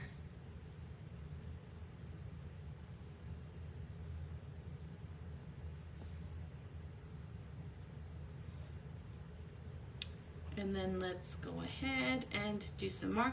The closer that I get to this, because I did mix my pink and my yellow, it does give that orange hue that we sort of got by mixing these two colors in. So I am actually going to pick up some of the orange neon color with some yellow and do the same thing over here. Just kind of bring it down.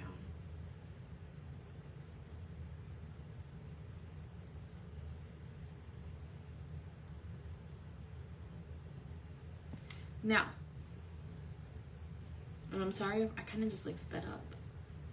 I really need some water. Let me go grab my water, because I don't want gonna drink coffee right now.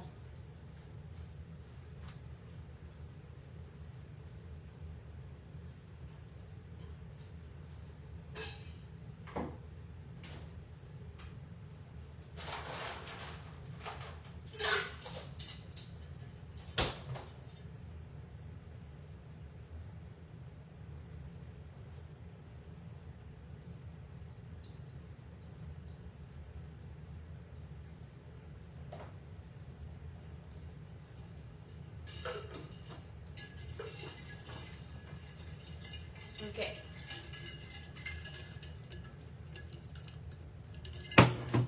Okay. Whew. My mouth is so dry. Hey, Wanda. Little Miss Wandakins.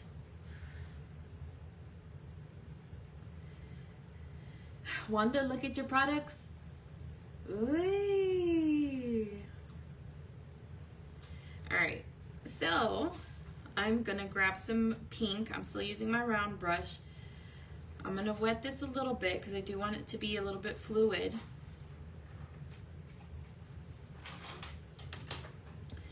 And for these, I'm gonna do a little bit of a different technique. I'm gonna add a couple of lines down here, just randomly, because it's water, so it's reflecting everything, right?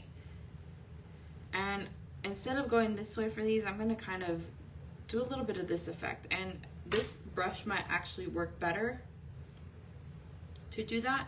If it helps and you don't want to like overwater your paints, what you can do is you can grab the paint, kind of kiss the water with your brush, and then tap off the excess. Make sure that it's not too watery, but it'll give you sort of like a little wispy feel without having to do too much work. For those of you who are lazy painters like me and don't like to sit there and do a whole bunch of individual little lines, it's the perfect way to kind of get your point across. And I'm gonna do the same right here. Just kind of flick. It gives it like a glow, and it's just like a really quick, tiny little line that you can barely even, you know, see that any difference has been made. But it's just for reflection purposes.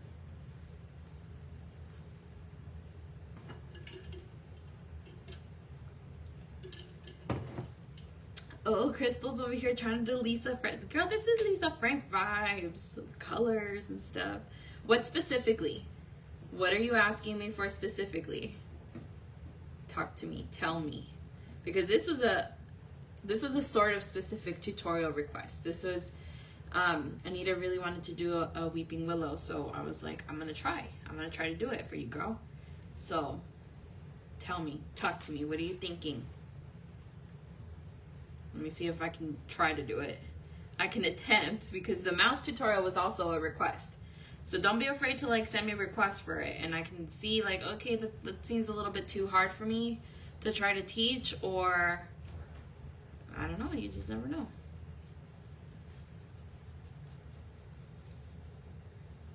Oh my God, Anita, I know, I literally just caught myself again, like, cause that's on I'm trying to work with my daughter on that, like, just tell me what you are asking me, because she'll come and she'll be like, Mom, is it 5 o'clock yet? And I'm like, no, it's not. And I already know what she's trying to ask me, but I'm trying to get her to ask me. And she's like, I'm just wondering if it's almost 5 o'clock. And I'm like, why, Lily? Why are you asking me? And then she's like, I'm hungry. I'm like, okay, are you trying to ask me for a snack? And she's like, yes. So I'm working with her. I'm working with her for that. Do I make home visits? Would you like me to make a home visit, Lisa? Where are you at, girl? Let's go. Let's do it. I mean, this is kind of like a home visit, like, you know, being personal with you guys and trying to get to know y'all through Facebook Lives. And this is gonna be super easy, okay? NH, that's New Hampshire, right? I've been to New Hampshire once. It was very cold. Very beautiful. Okay, you guys are gonna realize that Diana doesn't know state initials tonight. Is that Minnesota? Shirley? That also sounds very cold. I don't know, y'all. I hate this heat, but I don't know. I don't know if I can do that. Ohio for Vicky. Okay. Dang, you guys are all over tonight. That's awesome. Makes me happy. All right, let's grab some of this brush that we created, that we made. If you have your own that you want to use, go ahead and do that. Or if you want to just do individual lines and that makes you more comfortable to sit there and do each one individually, then by all means do that. I'm going to add a little bit, just a tiny bit of the yellow neon because it just really makes it pop. And I'm just going to kind of swish back and forth here. And look at those, like I literally did a couple of lines. And look at that texture that I created, right?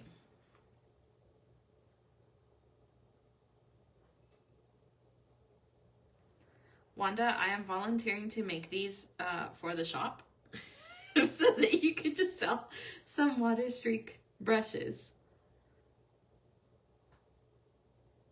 You can come as little goodie extras for people.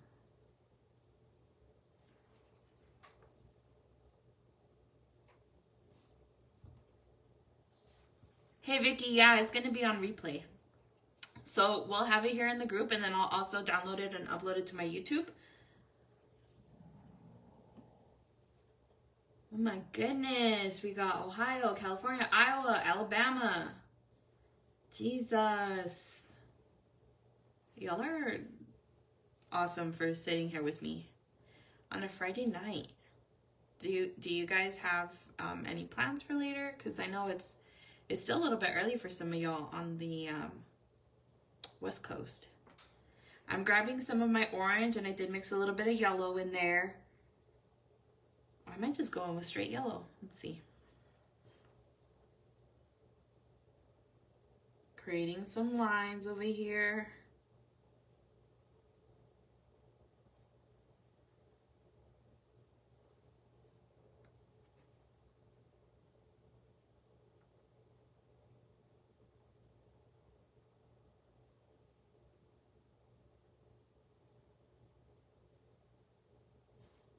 My lines are turning out a little bit crooked because I'm tilting my head at this rock over here.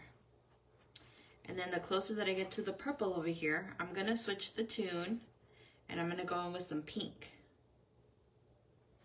Some pink reflection.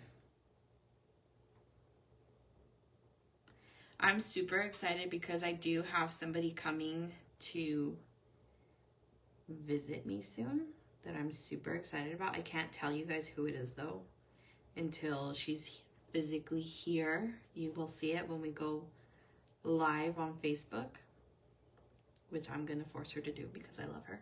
And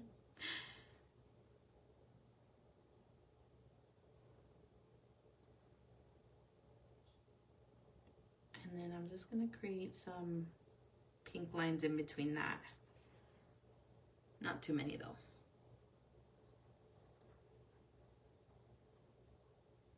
I'm going so light that sometimes I like don't even put any color down because I'm trying not to blob it up.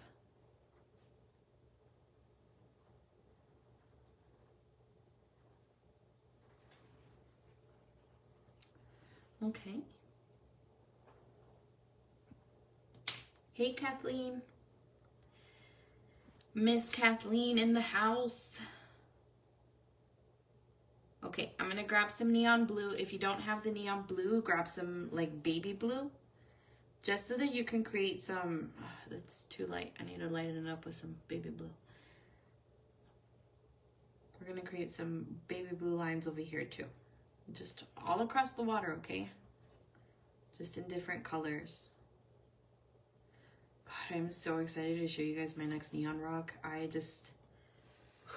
It is good. I haven't posted it yet, but I did just sell it and I'm very excited to show it because it's one of my absolute favorite ones that I've done, probably like top 3. And I say that for like everyone, but y'all, this next one is going to be good. And then from here, I'm going to start building on my bushes. So let's grab some neon blue, or you can just use some regular blue with some baby blue. Like if you don't have the neon blue, just grab some of your regular blue, get some white in there, lighten it up. You just want a similar color to that bright color, right? And it's just for undertones.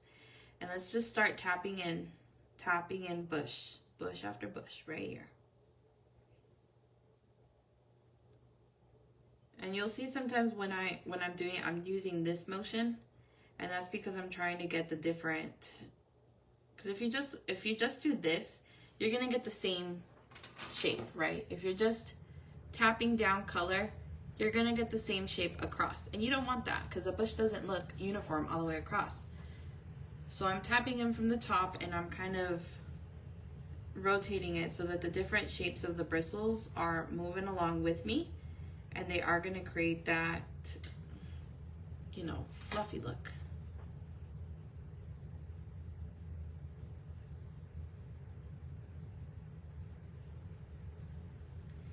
And that's just a lot of what this tutorial is about. It's just a lot of fluffiness, a lot of,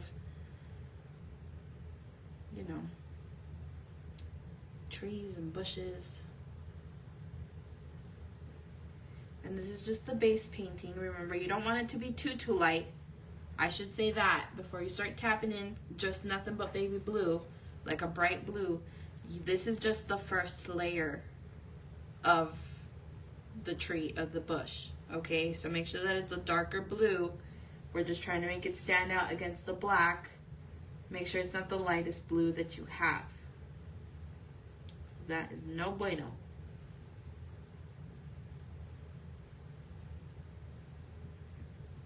I want ample color in here. I want it to come around and come down and peek up over the bank and look like it's, you know, floating above the bank.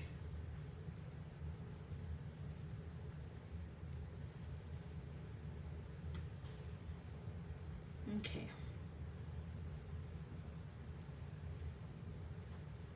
Who said that they have no life? Hold on, let's go back up here. What y'all gossiping about over here?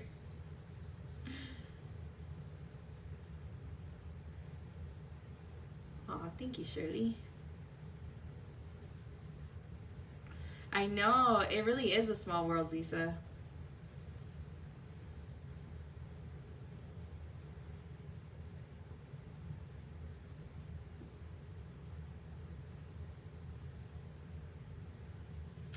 Oh, you guys make me sad. I just want to bring you guys to my table one so we can all paint together. We can all paint together, but we kind of are. We kind of are painting together. Even if you're not painting and you're just sitting here listening to me blab on, then we're at least together and you don't feel so alone. That's what I used to tell Wanda and Katie when I first started watching their lives. I know I've talked about this like so many times, so if you've heard it, then ignore me. I'm gonna grab some of this aqua and baby blue. But when I first started like religiously watching their lives was when my husband was deployed. Like, oh God, it's already been 2 years. 2 years ago. And I just, oh God, it was so lonely. It was so lonely. And I just was so depressed. But my highlight was, you know, I knew that I could count on Wanda and Katie. They didn't have to. They sure as heck don't have to. They do it every week. They're going live on Wanda's YouTube every week. And I just don't think they realize or understand how many people they touch. I know that I've told them religiously, like, God, you guys help me through one of like the hardest times in my life. You know, deployments are not easy. My kids took it really hard. But I was able to gather with friends and joke and laugh in the comments and hear them banter with each other and, you know, just laugh and really feel like I was a part of a community. And I think that's why I love doing these lives, because, you know, hopefully if you're feeling lonely, you know that you can come over here and just hear me blah, blah, blah. It's noise. It's noise to silence out the emptiness, you know. Sorry, I didn't even say what I was singing or what I was painting. I'm gonna go ahead and create little ridges, little tiny ridges, right, for my bushes. These are my bushes. They're being highlighted.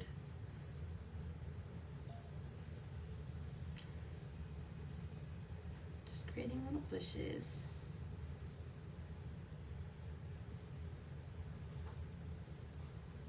I think that's also why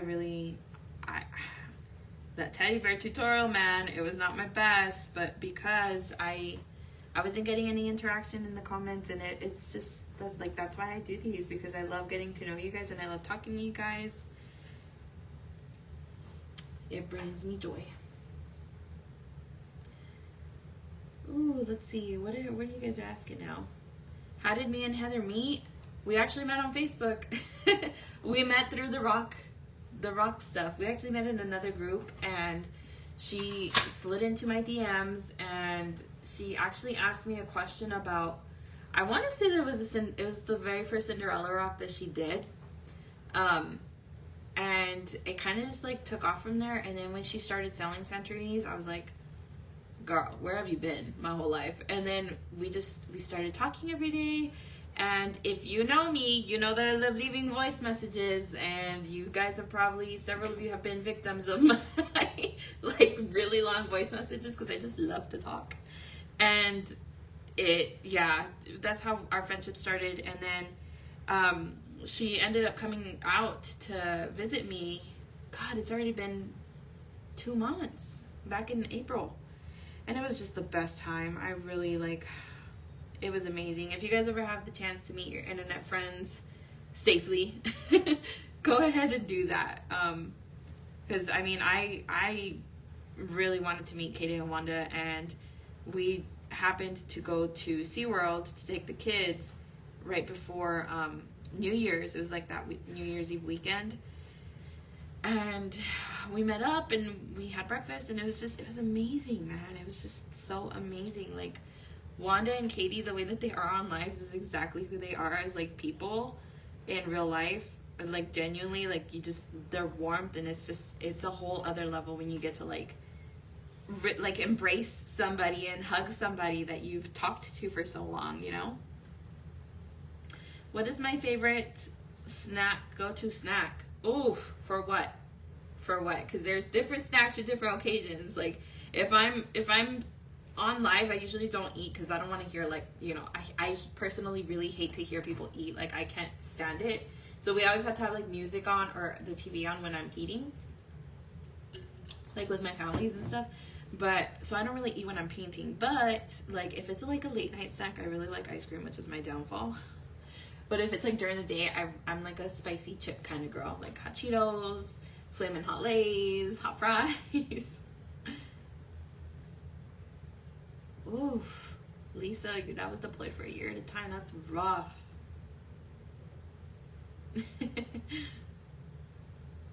I'm like way behind on comments, by the way.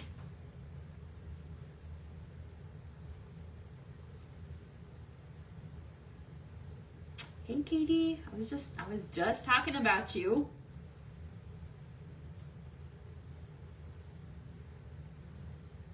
From Michigan. You know what's funny, Shirley, is I might actually end up by you one of these days. My husband and I were just thinking about going up to Michigan sometime within the next year to go see his grandparents.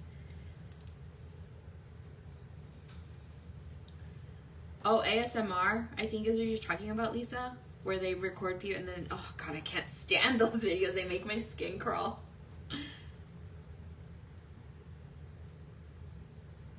Oh, Lisa. See, that's what like makes me like worried about my kids' future, is like how I'm impacting them by leading this like life, you know? Like, I don't know, it's really rough. I've been struggling with it a lot recently. I've been kind of like a little bit depressed, guys. If I'm gonna be honest with you, I'm going through a really like terrible depression. I'm really sad that my kids are missing out. I know, whatever, you guys have heard me say this like 1,000 times, but I know that they're missing out on my culture and my home and being raised around family, and you know, daddy is always working and mommy's, you know, losing her mind at home because she's just lonely. So it's rough. The military lifestyle is not for the weak, man. 10 out of 10 probably would not recommend, but he's the love of my life. Like I I wouldn't change it for the world. Like he's an unbelievably incredible man. Like I don't have the words for how amazing he is. So, you know, you go where your heart goes. Home is where your heart is, and my honey is my heart. I'm gonna grab some blue.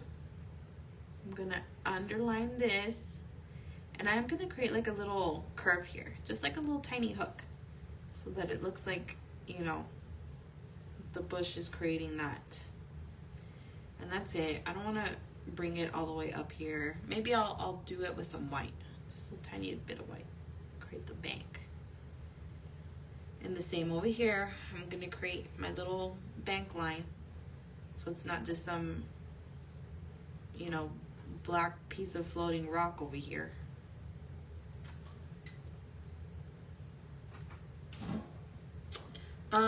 Shirley, I'm not gonna lie, I don't know exactly where they are. I just know that they're in Michigan. Probably somewhere around Detroit, because that's where my husband was born.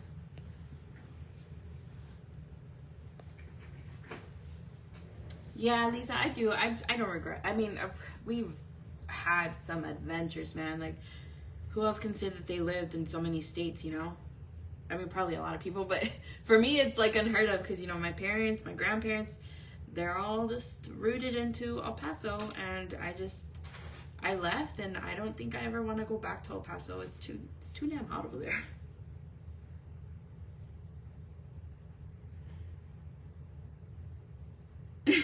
Stacy. Holy cow, 14 states. I'm not there yet. We've only lived in, obviously, Texas, Hawaii, Colorado, and now Oklahoma. So, are you guys ready for this Willow? Finally, like, Jesus, Diana, I get to the point. All right, I'm gonna grab my, I don't know if I want to use this one or not, because this one's too stabby. Let me see how I want to approach this. Okay, burnishing brush. If you guys don't have a burnishing brush yet, get yourselves one. Oh my God, I love the clouds that this creates. I love the blending that this creates. They are so good. If you don't have one, grab a brush that's like round, but not too pointy. You want it to be a little bit like chunky on the tip, okay? Like really, hold on, let me find one. I guess like this would work, sort of. It's too pointy. Okay, so like these are examples of brushes that I would use for this if I don't have a burnishing brush. A fluffy brush that's kind of like worn out a little bit. A round brush that's got a little bit of floof at the top. Look at all the glitter that it's leaving. It's so pretty. Okay, so burnishing brushes. If you don't have them, get them. They come in different sizes. This is just the one that I'm gonna use. Oh, I might use, no, it's a little bit too big. I'm gonna use this one, the little one. Okay, so I'm gonna grab some blue, some of the darker blue. I'm a little bit nervous for this because I don't know if it's gonna turn out how I'm envisioning it. So bear with me if I completely mess this up. I'm going to create some waves. Oh, you're not gonna see it up there, but you will see it against the moon. And I'm just gonna scrub out a shape.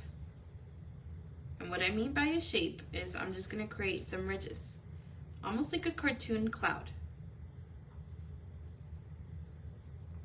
So we're gonna come over here. And if you wanna kind of give yourself a lighter color over here to see just where your ridges are, you can go ahead and do that, okay? We're gonna take this section by section. Don't start getting all crazy and blending it all the way down here. You just want to go to the edge of your branches, okay? So I'm gonna lay my color down. I mean, just look at how smooth that is. Like if this was a cloud, it would be the fluffiest cloud. I should put a cloud up here just so I could show you how beautiful these blend. Once you get here, I might, I might do another like little tuft here. And maybe another one here. I do want these branches to show up here though, so don't get crazy with it. All right, so that's it. I just got my little marshmallow topper tree here. And I'm really gonna just try to get all of the blue out of this, because blue is such a pigment, well, Wanda's blue is like super pigmented, man. It's insane. Look at that.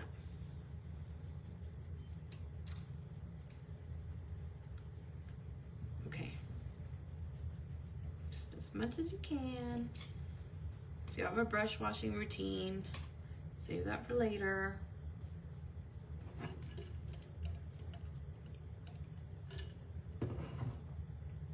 Oh my God, I agree, Lisa. Honestly, there's a lot of beautiful places here. Oh, bye, Kelly.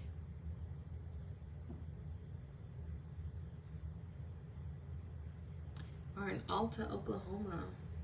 I'm not gonna lie, I'm not too familiar with the full Oklahoma shape, so I don't know exactly like where that is. Crystal, you'll be the first one. You and Jessica are gonna be the first ones I hit up when I get to El Paso. Be like, let's go out to lunch. This is the part that I'm nervous about. Anita, don't be nervous, girl. I got you. I got you. Katie finally washed her brushes. Honestly, like, I'm looking at my rock and I'm like, man, that kind of looks like crap. And then I look at it like on the monitor. I'm like, okay, it kind of looks like a little bit some. So it's gonna go over there. Like, it's gonna come to life right now. So let's grab our little mini fret that we made. I say we, like you guys have this specific brush at home. Just grab your little scraggly brush. And let's grab some, actually, hold on. I'm a liar, and I am gonna extend this down just a little bit. Where did my skinny burnishing brush go? I'm annoying. I should have just done this from the beginning. I'm gonna extend it down just a tiny little bit. And I'm not gonna use like a full black, darker blue color. I'm just gonna use like the remaining color that's on the brush. Okay, there we go. Better. Kind of like a watered down effect that I was talking about earlier. So here we go. Jesus, let's hope that this comes out okay. I'm gonna grab some baby blue, grab some of this aqua. If you want to just use aqua, that's totally cool too. Just ignore me. And let's take it tuft by tuft. So let's start with this one first. This is the baby one. And we're just gonna create a line and start dragging that baby down. Just drag it down. That's it. That's literally all it is. If you want to make it easier on yourself, you can also, I'm gonna mix some white into that aqua because it's not bright enough for me. You can also lay down a very fluid, I'm adding some water to my paint to make it a little bit smoother to blend out, right? See how it's nice and fluid? I'm gonna, I don't know why I rinsed my brush. I'm gonna grab some on my brush. I'm gonna create a line. See, it's nice, it's wet there, and I'm just gonna grab my brush and drag it down.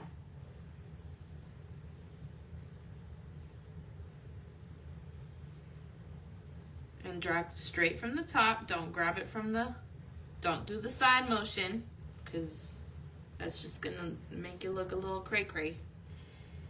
And that's just all we're gonna do. We're just gonna create those lines and drag them down. Oh, it's not wet enough.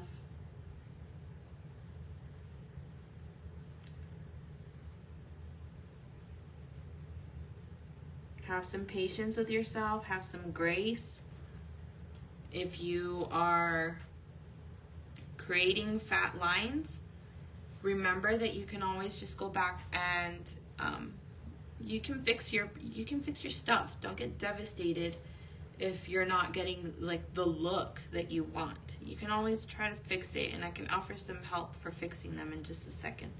Let me just try to lay my color down. So you want to keep your water on hand, keep your rag on hand. Just bring those babies down. And you do want to sort of connect that top portion here.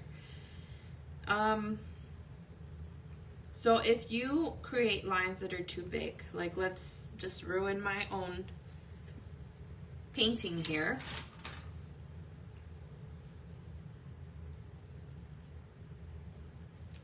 Let's say that you created a line that's just like that. It's just a big chunk like that. Don't freak out. Stop what you're doing. Do the rest of it around it. Drag down your paint before it gets dry. And then you can grab a fine liner, like an actual fine liner, or whatever it is that you use to line with, and just put some of the blue back. Put some of the dark blue back in.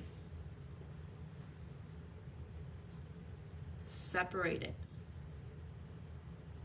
Hold on, I'm almost out of blue on my palette. I have to add some more.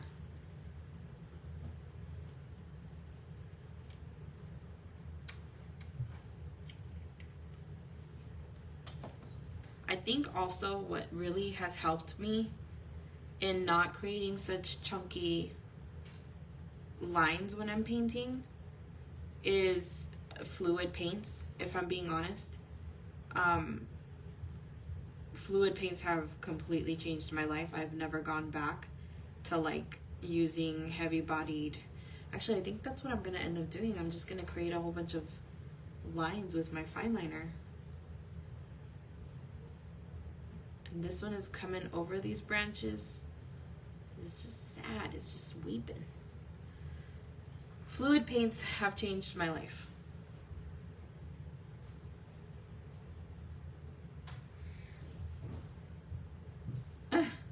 You're funny, Tina. Modern Bob Ross. I love Bob Ross. I love that man. Lisa Clipperly, actually, I don't know why I said Clipperly like that. She sent me this cute little, when I was going through schoolwork and I needed some motivation, she sent me that too. Y'all just really come through when a girl needs you, man. And then I recently got my little bob, my big bob from Katie. Katie sent me a bob, so he sits on my desk, watching over me. The Holy Trinity. I do love Bob Ross. He's just like a kind person. Like he's literally like the staple that I feel like everybody should like aspire to be like Bob Ross. Not just like the way he paints, but the way he is, you know? He's just like such a pure soul.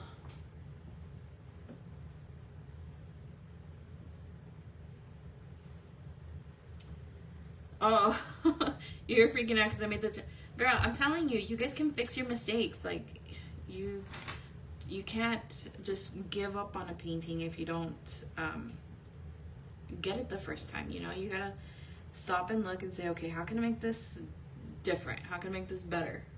I'm not gonna throw away the whole painting because I messed up one little line, you know? Just bring it down. I do really like though how that blue is contrasting against that, so that's what I'm gonna end up doing, is just going back in and creating those lines with the darker blue. And just create your little tufts, you know? They're like little clouds. If you need to make sure that they're wet enough, go ahead and go back in with some water and then just drag your stuff down. Create that texture. I mean, since they're like differently shaped, is that what you would call this portion? Like it's still the leaves of the tree, right? Like, cause they're not really like leaves, they're like stringy looking things. And this is where it's really gonna start to pop. It's against the dark over here.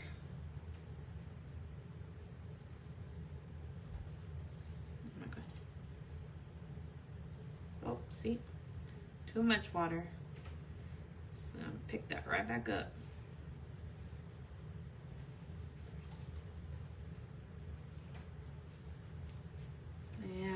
painting a happy little tree. Look at him. Well, this is a sad little tree. He's weeping.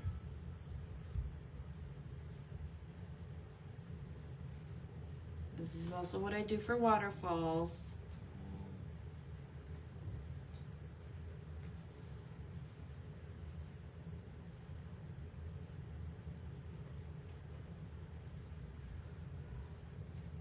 We should do a tropical scene next. Who's down? Who's down for that? Like a really pretty... I do have a waterfall tutorial, but it's been a while since I've done like a full, like really intensive, like pretty ocean scene. Ooh, maybe I should do an ocean scene next. What do you guys vote for? Well, obviously other than the mouse, because the mouse is on Sunday.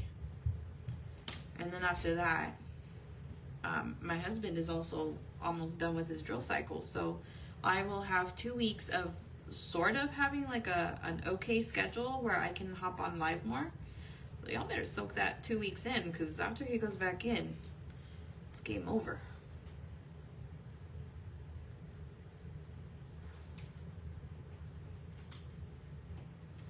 And we're just working our way around. Creating little magic weeping willow tufts.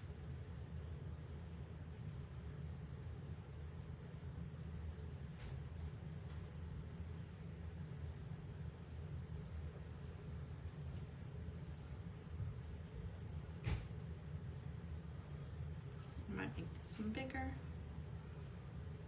And there we go. I'm gonna kiss the water with my brush and then use that excess water to sort of drag that paint down.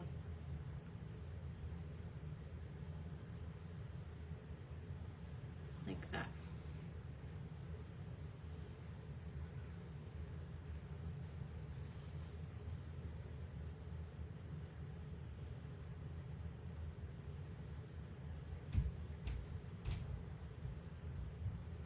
Ta-da! And then I'm gonna go back in and add some blue, and it's those little details that are gonna really get you.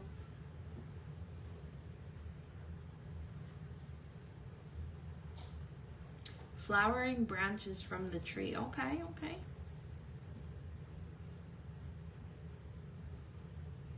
Wanda. All right, I guess I'll start working on creating a little tropical design. With a character, a turtle, a dolphin, or a crab. Okay. Southern swamp scene with Spanish moss hanging down. I love that. Yes. Yes. I love that. Like a Louisiana type of like bayou painting.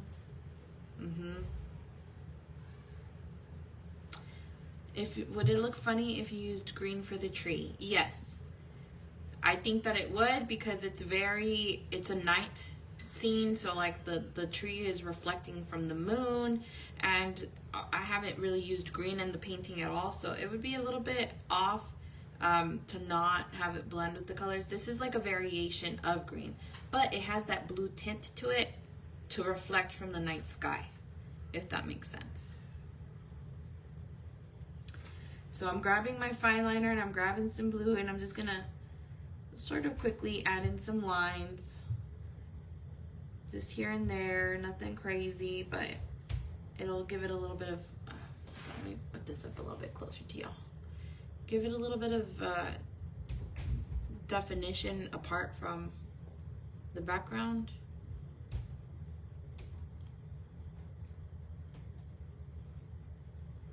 And at this point, I'm just using the leftover paint that's on the brush because her paints are super pigmented.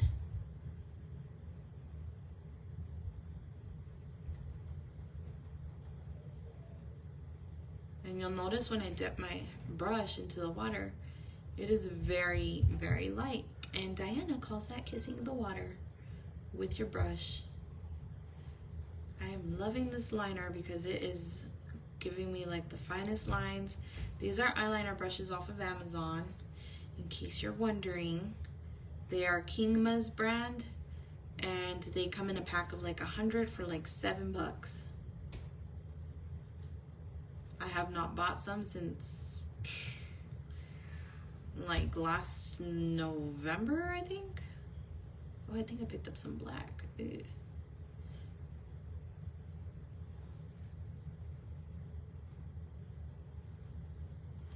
All right. Dolphins in the background. Oh, a heron is a good idea. Okay. Hippos. You know, I have not painted too many hippos. That might be a little bit of a challenge even for me. Interesting. All right, so now what we're gonna do is we are going to grab some black and we're gonna create some grass here. Make it go this way or that. And this is, I really hope that this is, I always say this is the easiest thing, but I really hope that this is truly like a tutorial that you would be able to do. If you are just learning how to paint, it's, I think, simple enough. Hopefully that if you look at this, you're like, okay, I can maybe try a little bit of a harder one. It's pretty simple techniques that you can use in even harder, more elaborate paintings. Because if we're being honest, this is how I paint. I get asked a lot, like, how do you do this? How do you do that? And this is it, guys. This is all the little details end up building your core of who you are as an artist, I guess you want to say. All right, so I'm gonna get a bigger version of my little Fred brush, and I'm going to see, because I was gonna do the branches all the way down here, but my tree ends here. So make sure that you're following your tree. I'm just gonna grab some purple neon blue. Purple and blue is what I meant to say. And I can't talk. Kiss the water, tap off the excess. I'm actually gonna turn my rock around because your rock is also not cemented to you, and follow yourself down. Make sure that you're not going over it. Oh, look at how beautiful that is. And we don't even have to work hard to do that, because the brush does it for us. Work smarter, not harder, people.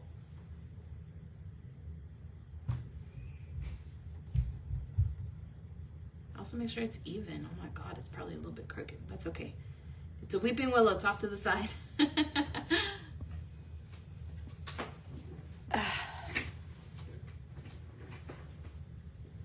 Y'all, we're not even, are y'all trying to get rid of me right now? We're not even close to being done.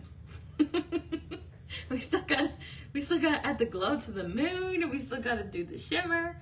Y'all are, I'm tired of you, Diana. Just get off of live already. All right, so back to that aqua color. I'm gonna add a couple of lines here because I completely forgot. You gotta add some of your reflection to all of the water. You can't just have a patch of just stillness. And then once I get here, I am gonna go in with some baby blue and try to outline those strands. I'm just gonna outline one side. And so these blades are on this side. So where is the light hitting those blades? It's coming in from the moon, which is coming in this way, right? So obviously I'm not gonna shade on this side. I'm gonna shade on this side, on the side that's facing the moon.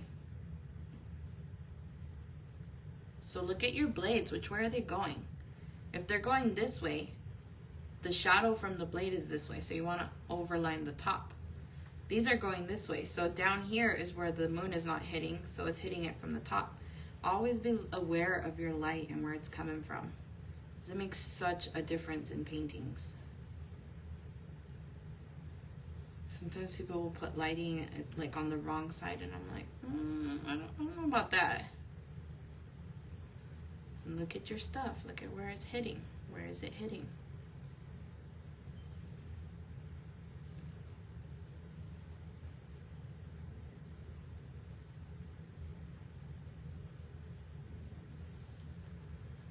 Okay, we're almost there, guys. We're almost there. I'm going to, oh, what is that? Has that been there the whole time? It's all uneven. Y'all don't say nothing about my misshapen moon? It looks like a dumpling. Okay.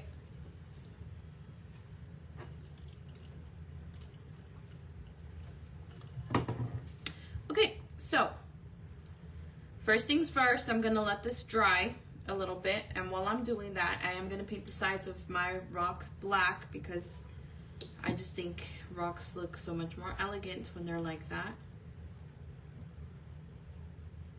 Oh, it's 8 o'clock, guys.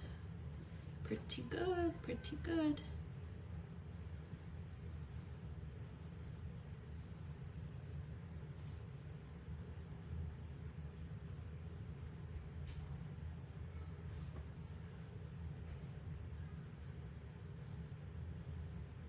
I don't know who I saw this from. I don't even know if I saw it from anybody. I probably did subconsciously and just never, I don't know. I don't remember who I saw first doing this, but I have not stopped since I saw it because I was like, why am I going to leave the edges of my rock all bare like that? Just random brush strokes coming out. You make that baby look like it's framed. Frame your art. Be proud of it. Okay, now comes my absolute favorite part. The shimmer. The shimmer. Before I do that, I'm gonna sign my initials. Sign your art. Sign your stuff. Because you never know which one of y'all is gonna be the next Bob Ross, and who knows? Somebody might have one of your rocks and try to pawn it off for millions of dollars. All right, so I'm gonna grab, obviously, Pacific Blue, one of my favorite Jelly Gelatos. Let me find my little unclogger. Oh my God. I think that my phone stand might actually be on it. It's okay. I think I can get a little bit out. Oh my God, please don't explode on me. It exploded on me. That's fine. That's fine. I'm gonna use a lot of it. Okay. I'm gonna grab my little thread brush over here.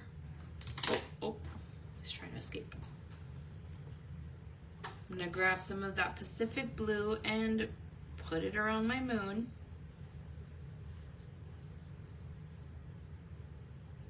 If you do not have this, do not fear. What you're gonna wanna do is get a watered down version. Oh my God, I have black on me right now. You're gonna get a watered down version of that aqua. And you're going to just do the same effect that I'm doing, just with acrylic. And since you are gonna be using acrylic, you're gonna wanna do it a little bit fast, work a little bit quickly. So you're just gonna use your brush to kind of tap it out and create a glow effect. You can use your burnishing brush, you can use your blending brushes. Just tap it out so that it creates a glow. And I am kind of like doing this motion off to the side so that I can bring that color out. I don't want a harsh line. I want it to glow. I would lift my rock up right now, but it is currently drying. I guess I could do it. You guys see that? It just, the products, they make the difference. Oh, Amy, we added sparkle to it all, girl. We are adding sparkle everywhere we possibly can. Okay, there's the glow.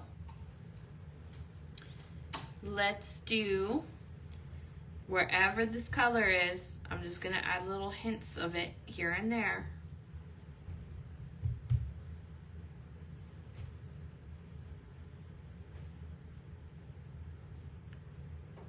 Just gonna give a little bit of a reflection off. Here we go. A little bit down here. I am going to activate some of my Gibby Twinkle. I can't talk. Where's There's my dropper.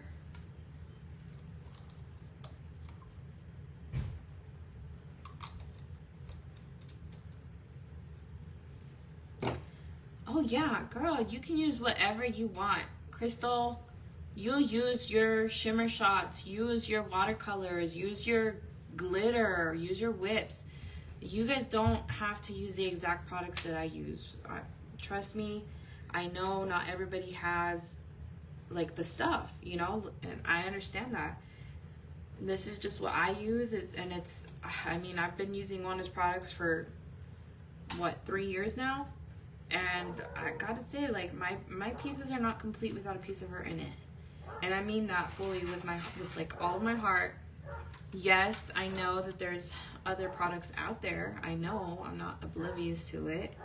I have, you know, products from other watercolor vendors even that I've tried, and I can fully, like, with all of my heart, invest and say that this is just the products that I use, because she just has this quality, like, it's this, the consistency of the paint, it's fluid, the shimmer shots, the whips, they've made a difference for me, and I always just end up coming back.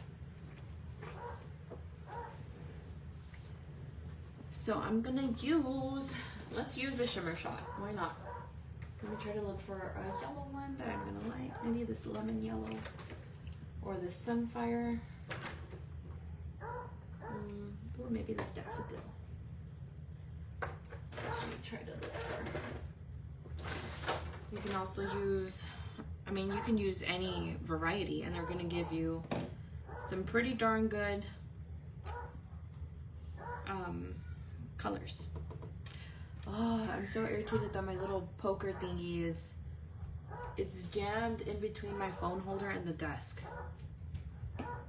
And I apologize in advance because Bruno is already over there causing a ruckus. I'm gonna end up using pineapple because it's the least clogged one for me right now. Wanda sends little pokers that you can just put into the top if you get clogged so that you don't burst it everywhere, but mine is stuck. It's being held hostage. And I'm not gonna go over my flowers here, okay?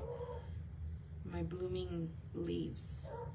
What was it that you said that it was? I already forgot. Oh my god, it's like Jennifer White. She told me the other day what the top portion of the flower crown is, and I kept calling it her crown. She's like, "It's a calyx." I was like, "I'm sorry." She's so funny. She knows so much, man. That girl knows a lot of random facts, and I love people like that. Just adding it to the yellow portions. What did I do around the middle? I used where did I just physically had it? Oh, it's right here. Pacific Blue. I just put a line around it, and then I used a fret brush to blend it out, tap it out. There's Bruno. Yep, there he is. He is so annoying, I swear. In a good way. Don't think that I hate my dog. I absolutely love my dog. You just ordered your first watercolor pan from Wanda's shop. Which one? Which one? Which one? Tell me. Oh yeah, I just got exploded on, but I took the top off and then I just scraped the rest back in.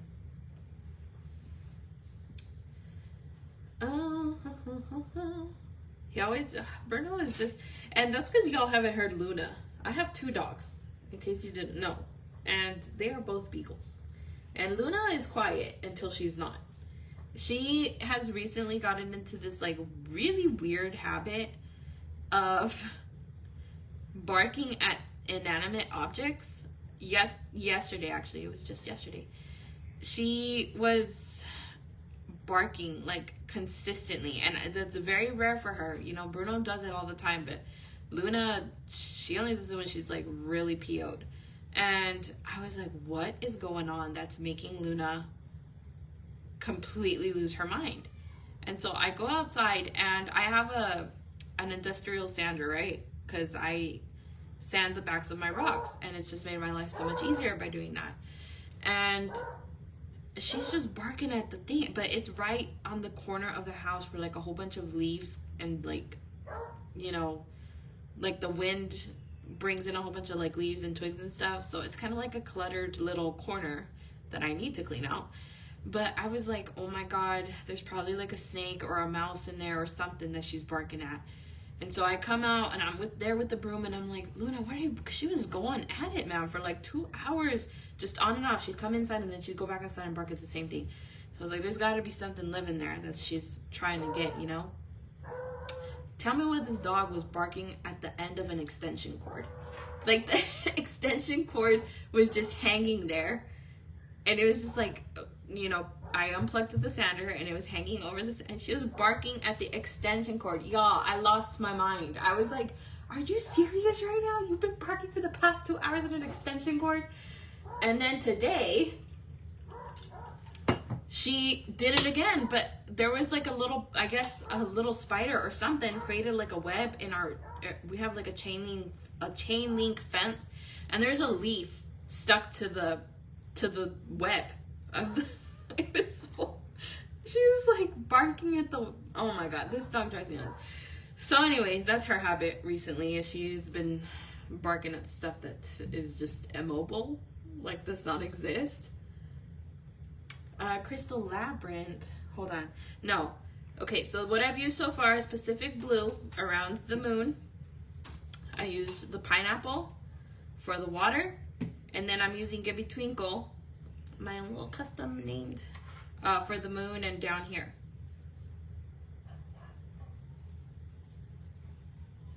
But Crystal Labyrinth is, oh, that's the, oh, okay, I get it now, because I asked you which one you got. Girl, that is such a good palette.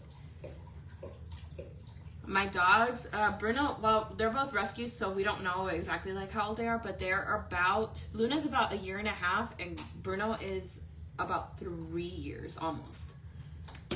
Terry, yes, this is gonna be on my YouTube too.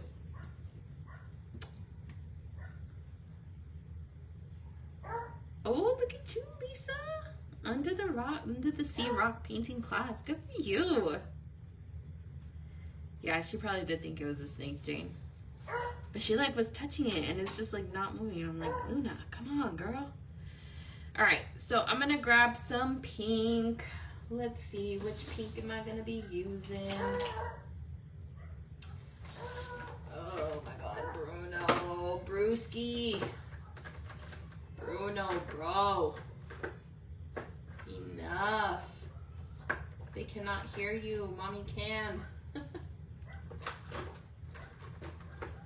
Alright, I'm thinking about using this Golden Rose shimmer shot, but I'm not too sure because I'm a creature of habit, and if I'm going to be using like a specific color shimmer set, I'm probably just going to, I mean, this is my most used colors. Like, I can't not, you know. These have been a staple in my life for a while. When they were in the pans and now that they are out by themselves. Oh, I need my poker.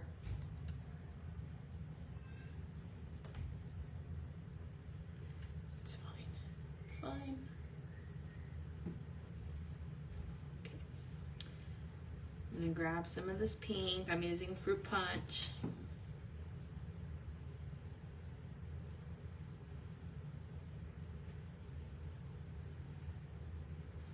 I'm just gonna highlight the water here and there. Nothing too crazy. Just giving it a little bit of a different color shimmer, because right now all we have down there is yellow. And obviously that's not the only color in the water.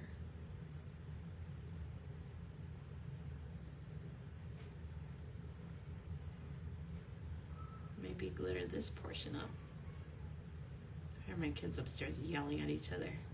They're playing, I don't know what. They've been super into like role playing lately. And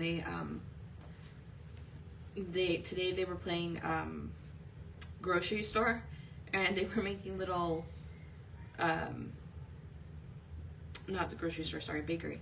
They were making little pretzels out of Play-Doh. So They have this little pretend cash register, and all you heard all day was beep, beep, beep. Your total's gonna be $5. You're so funny. No, it's not new actually. It's been out for a while. It's this one, right? Hold on, I'm missing. It's because I use that color a lot. I'm missing my color. It's the pretty aqua one.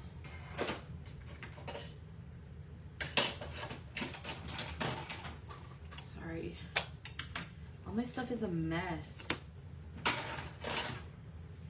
Because I take some out and then I put them in different pans. And I have way too many pans.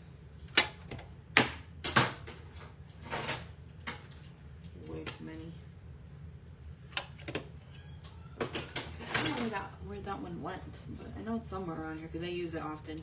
But it's got like this pretty, it almost looks like this color, but it has like these really pretty flakes of iridescent stuff. Crystal Labyrinth. It's gorgeous. Why don't we use it? Why don't we use it? This green, blue, aqua, it's like a dark, hold on, let me show you.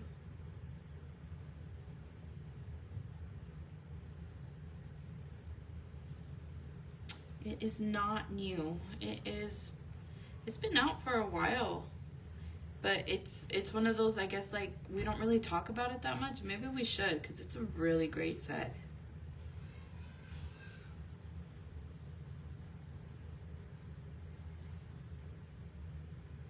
Let's add some maybe down here. This one does have a darker base, and what I mean by that is, like when you paint over it, it's gonna have that dark black base. So this color is best over darker colors, because if you were to put this like over the moon, see how it's darkening it up like that? I mean, you could put it in the crevice, I guess, and create more texture there.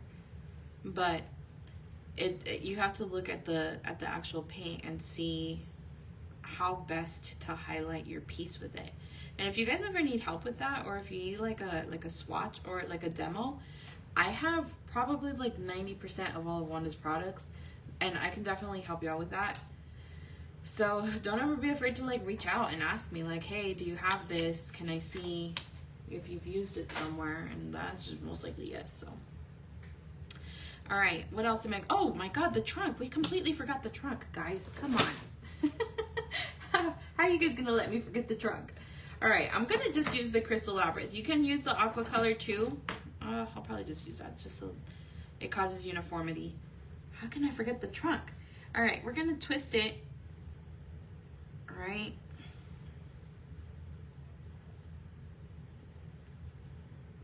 And just create a couple of lines. I'm using that aqua color. You can also go in with some different shades of blue, which I highly recommend, just to give it some contrast so that it's not just the lines on a tree trunk. You can have different variations of shading, because obviously when the light hits the tree, it's not just gonna hit that, it's gonna hit the little crevices. So if you do put those undertones, however slight they might be, they do really make a difference once you seal it and the colors like darken and they pop a little bit more. So don't forget to put the little lines in your tree. I can't believe I forgot that. Outline the branches. See, I messed up right here because the light is not hitting there. The light is hitting here. And this side, I may actually just make white. Make it stand out a little bit more.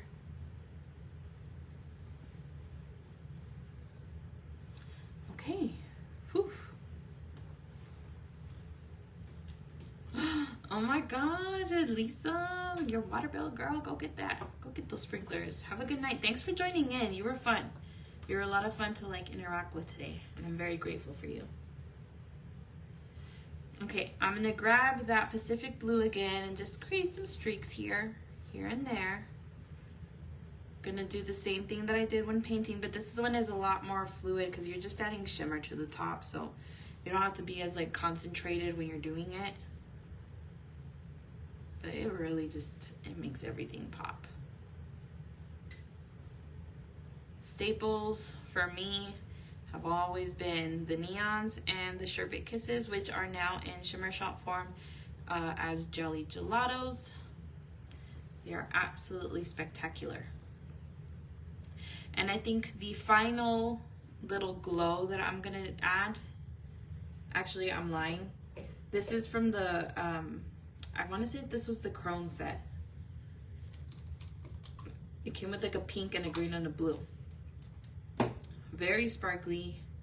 This purple has been my go-to lately for all of my neon series because it's so pretty and so shimmery. Add a little bit of highlight here, a little bit of highlight there. And you don't even have to add a lot. You don't have to be detailed when you're adding the shimmer portion of it because it's just adding some sparkle to your life. You're not adding the detail. The detail's already in the painting. You're just adding the sparkle. The last thing I'm going to do is I'm going to grab some of this. Oh, oops. This liquid gel, the Diamond Dust.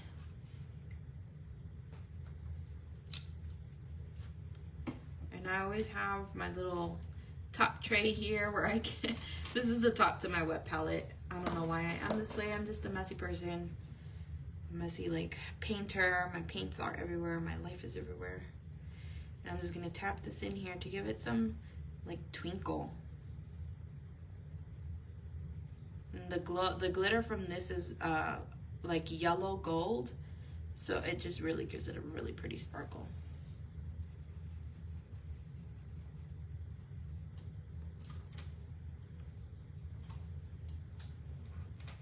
And that's it. 2.5 hours later, that's it. Here we go. Let me see if I can show you guys the sparkle. It is so pretty. That's it, guys. That's my little Weeping Willow tutorial. Which one did I just use for the sparkle? It's this liquid gel. It came in a set. Oh my god, somebody help me out with the name. I think it's the baby, they're called baby doll liquid gels. But it came with like a whole bunch of different pretty colors. Oh, this is the wrong set. Hold on. Oops.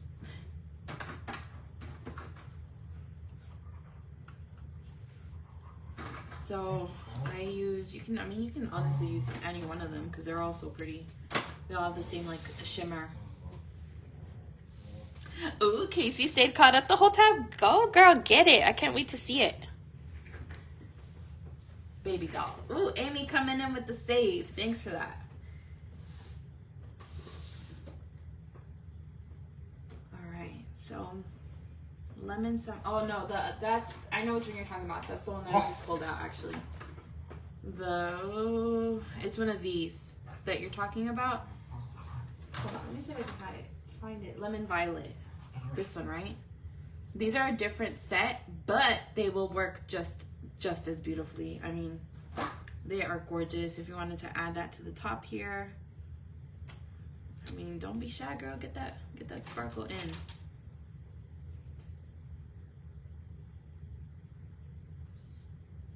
And of course, it's gonna dry clear, so you don't gotta worry about any like residue or anything like that. Bruno. Oh my god. Goodness. Okay. Jessica, you are a liar. Yes, you can. Yes, you can. I've seen your work. You can paint better than this, girl. I know you. You're amazing. Don't you dare talk about yourself like that. You're such a good artist. Okay. Bye, Crystal. Have a good weekend. I'm also jumping off. This has been it. This is the live. We are done. And I cannot wait to see you guys on Sunday for the mouse tutorial part 2. If you guys haven't done part 1, you still have all tonight. You still have tomorrow and to catch up for Sunday's live. And if not, I mean, if you can't make it on Sunday, that's cool too. There'll be a replay. It'll be posted to my YouTube. This tutorial is going to go up on my YouTube as a replay, so that you guys can have an easy, quick link access to it. And that's it. I hope you guys have a wonderful weekend. And thank you guys so much for taking the time to watch and to join in and to conversate. You guys give me life. Thank you so much, and I'll see you guys soon.